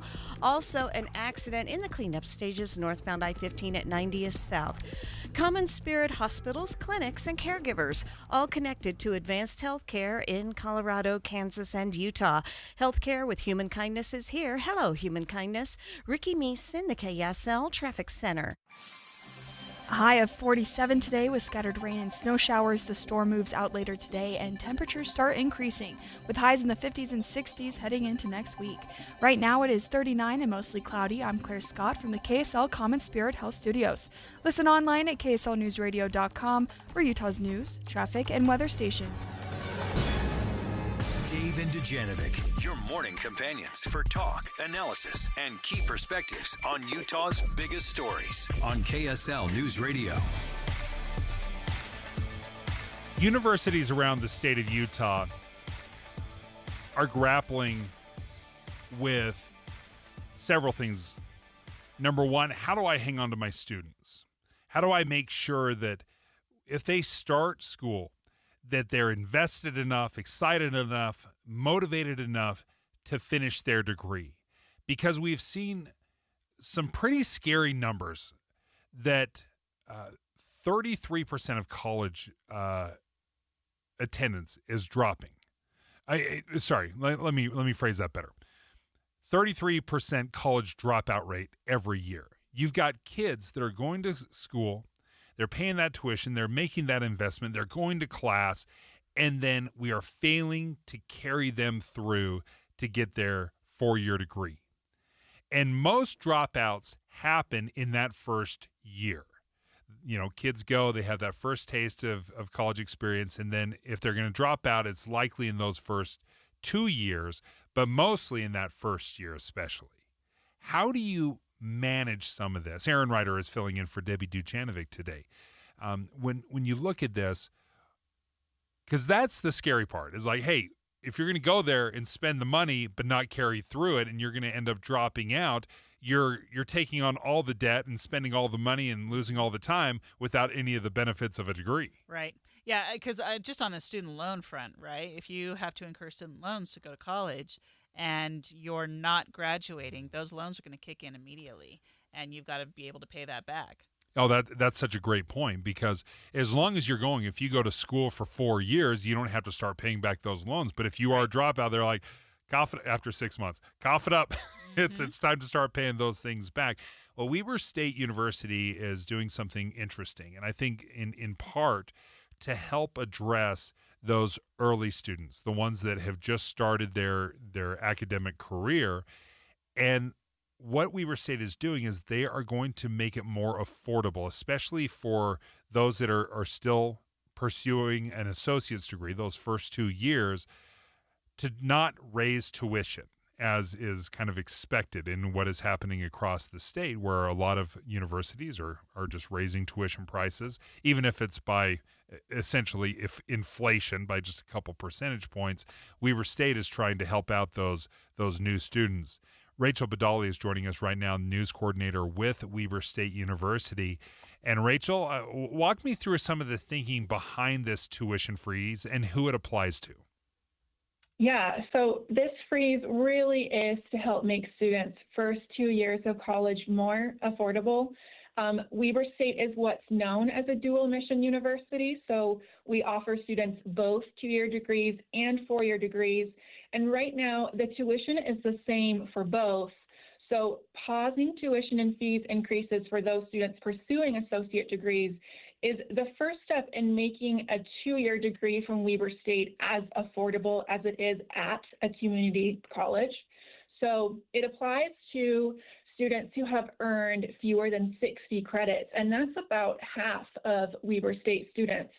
And for them, they won't see any increase in their tuition and fees. It's a savings of $135 a year for an in-state student attending fall and spring semesters. And while that's not a super large amount, it's a step in the right direction. So, Rachel, does this, we're talking about the difference between 2-year and 4-year degrees and trying to make sure that Weber State is on par with some of the community colleges. With the 60 credit, you said 60 credits, right? If you have less than 60 Right. credits. Does that apply to students who are going for 4 years but may just be in their first or second year of school? Or is it just Yes, for those? it does. Okay, so it's anybody who's got less than that 60 degrees. Correct. Got it. And then is the intention to continue this long term, to keep the freeze in place for a long time? Like, what's kind of the long-term goal with this? Right now, it's scheduled for the 2025 to 26 academic year, but the goal is definitely to have these savings increase and have it continue. There are a lot of studies showing that it has the potential to increase enrollment. There's research coming out of Texas and Michigan that found enrollment rates increase when associate degrees costs are cut by $1,000, and that aligns with other findings showing that cost can be such a big hurdle for students to get past. So Weber State is always looking for ways to keep those costs as low as possible. And right now, this tuition and fees freeze is trying to do just that. This was a very interesting thing for me because I think one of the strategies when you're looking at trying to get to college, to do it as affordably as possible, one of the strategies is to go to community college, get that 2-year degree, and then hopefully you can move over to a larger university. But then you're dealing with, does it transfer? Do I need the exact same classes? Do I need to take additional classes? I would think that this makes it so much easier for students if you can start at one university and not have to hop around. Absolutely. That's really the beauty of being a dual mission university, is that convenience and those options. And so bottom line, Weber State really believes that getting an associate degree here should be just as affordable at community colleges. And so that's exactly what they're trying to be able to offer students, is that ease and the financial benefit. Is there anything that students are going to need to know or do, or will it just sort of be an automatic thing that takes place in the background? This will start fall semester, and they can see that in their student and fees, tuition and fees not rising. So when I've looked at some of the dropouts, and it does seem it's these first couple of years that are where folks are most and students are most likely to drop out. You found, or your research has shown, it sounds like that financially you don't have to make huge changes, but perhaps maybe even $1,000 less can make a difference. Yeah, and that really is encouraging because it shows that, you know, every dollar counts for these students. When you're a student paying for school, you feel the impact of every dollar. So even, you know, this is a great start, being able to bring college within reach of more students, which is exactly what Weber State is trying to do. Well, thank you so much for joining us. We appreciate it. Rachel Badali is the news coordinator with Weber State University. And for those new students, you're not going to see a tuition raise that we typically see, right? I mean, tuition typically goes up every year, every so often, just to kind of keep track or keep pace with inflation.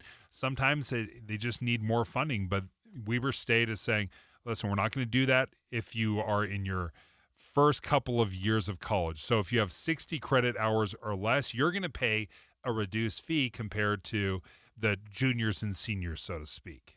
Is it unfair for the juniors and seniors? You're going to pay a premium, guys.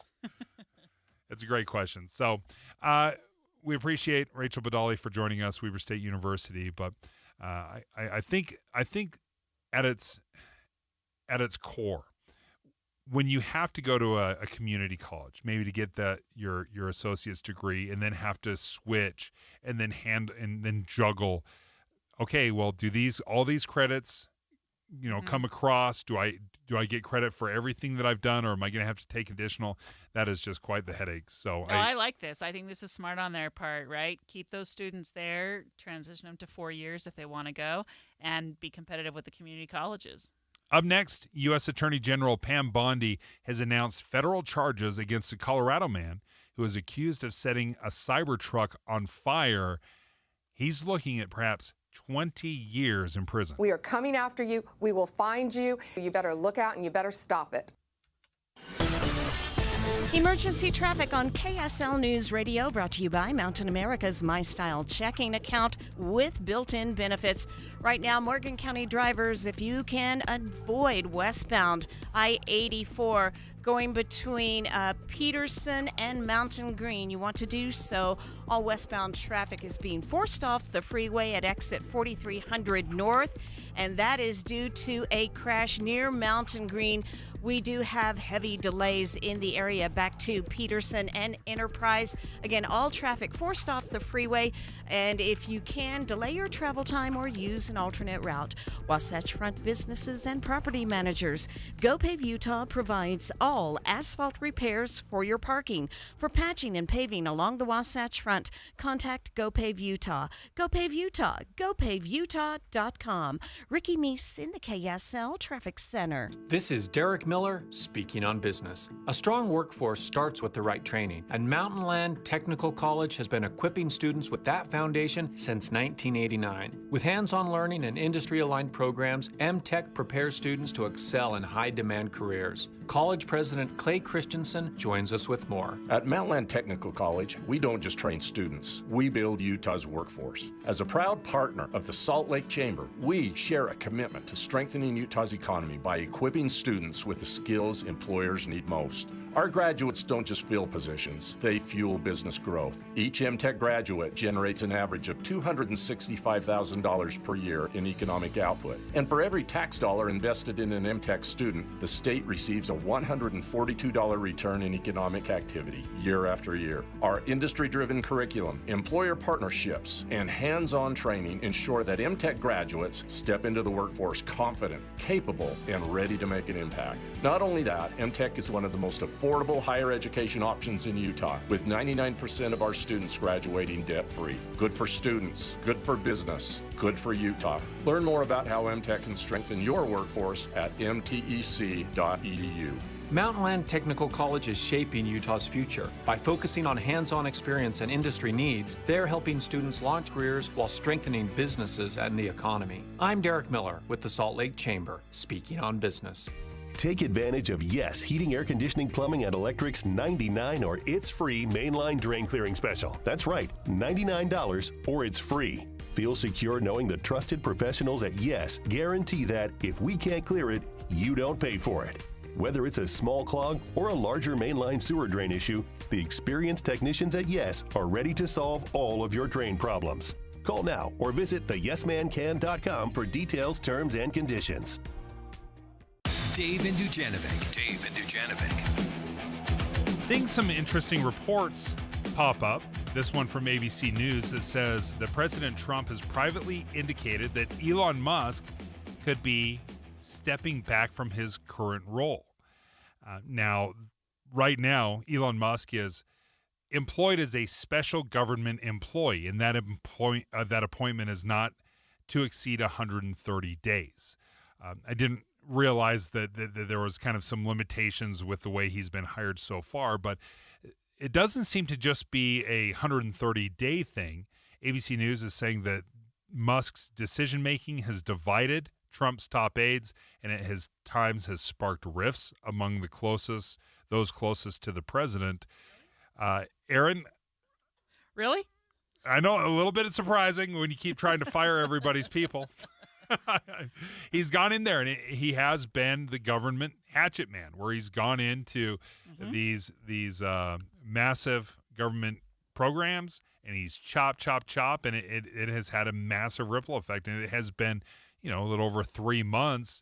And this was always the plan on some level. It was never meant for Elon Musk to be a permanent fixture of Trump's cabinet. He had said he's going to come for a time, do some work, and then get out. And he has 50 other projects that he's working on, right?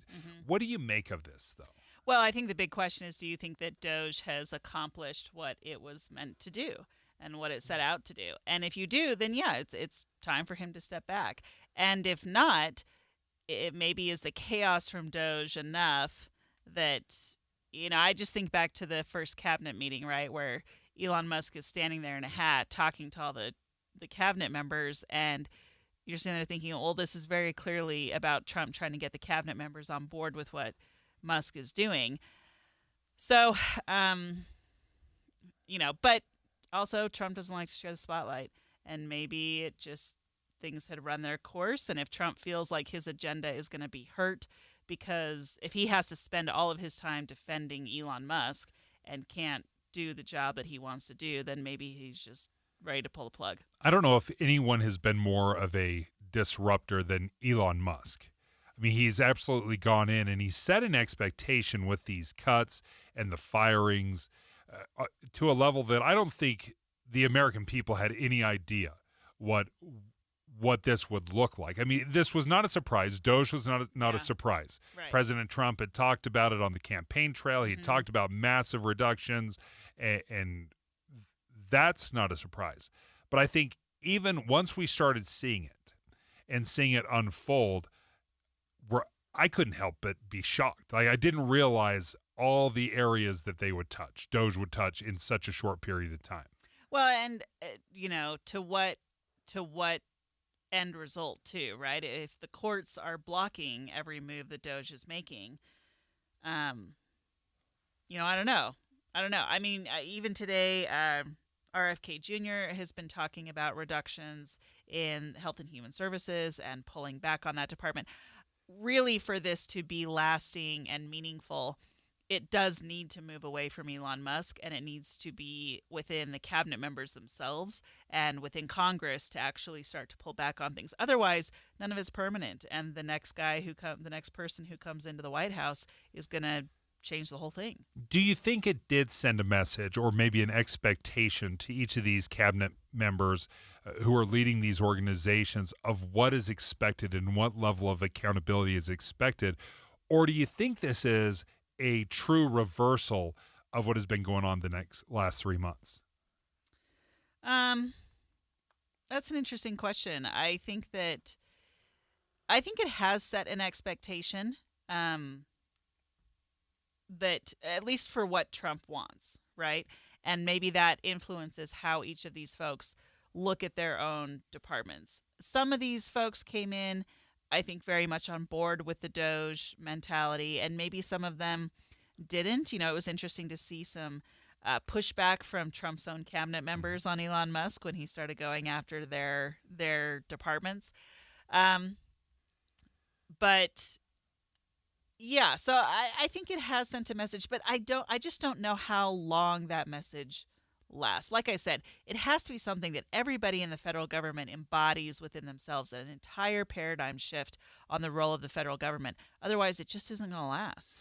We're talking about some recent reports, and we've seen it through multiple news sources, where President Trump has privately indicated that Elon Musk could be taking a step back from his current role as leading Doge, the Department of Government Efficiency.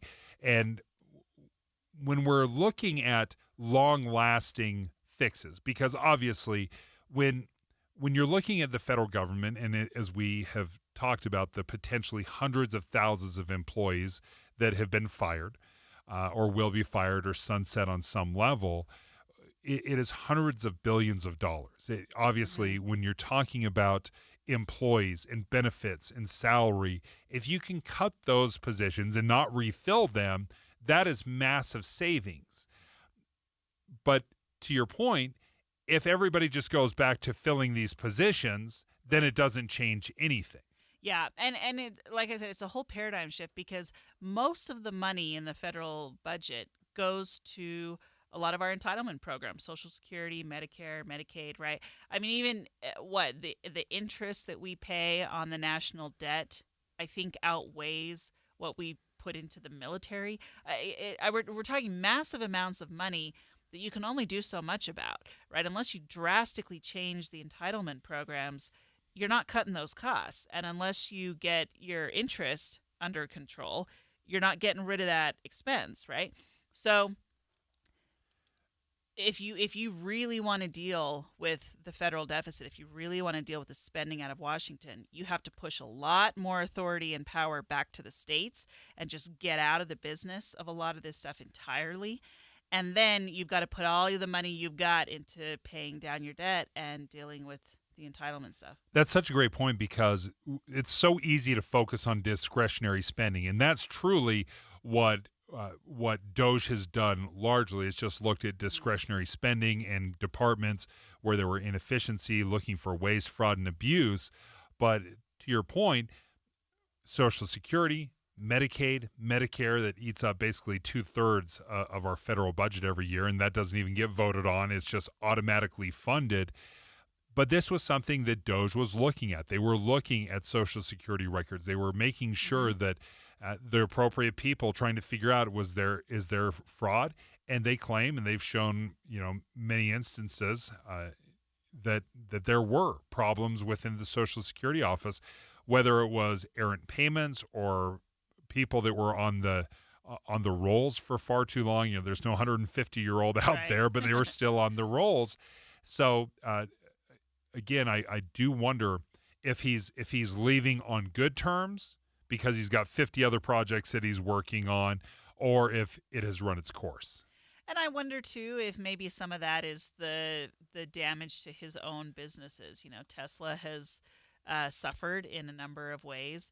And not, we're talking about a tax on dealerships. We're talking about stock prices. We're talking about, even in Canada, I think I saw they got cut out of a show in Canada because people were worried about security. So maybe Elon Musk is also looking at this and saying, I've got to make I mean, I don't know. I don't know if that's how Elon Musk operates, but I would at least be thinking about that, right? Yeah, it has made a huge deal to his Tesla dealerships, obviously.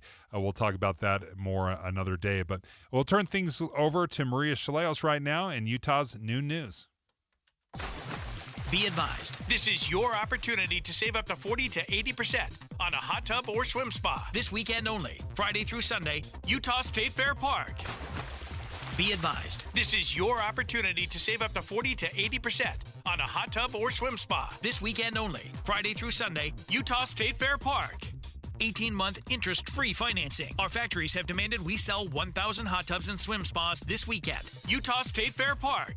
Huge factory incentives, factory rebates, this weekend only. Utah State Fair Park. We can remove your old hot tub. Free delivery of your new hot tub. Hot tub starting at $2,999. Utah State Fair Park. Free delivery of your new hot tub. Just relax and enjoy. Utah State Fair Park. Friday, 2 p.m. to 8 p.m. Saturday, 10 a.m. to 8 p.m. Sunday, 10 a.m. to 6 p.m. Free admission. Free delivery. Utah State Fair Park.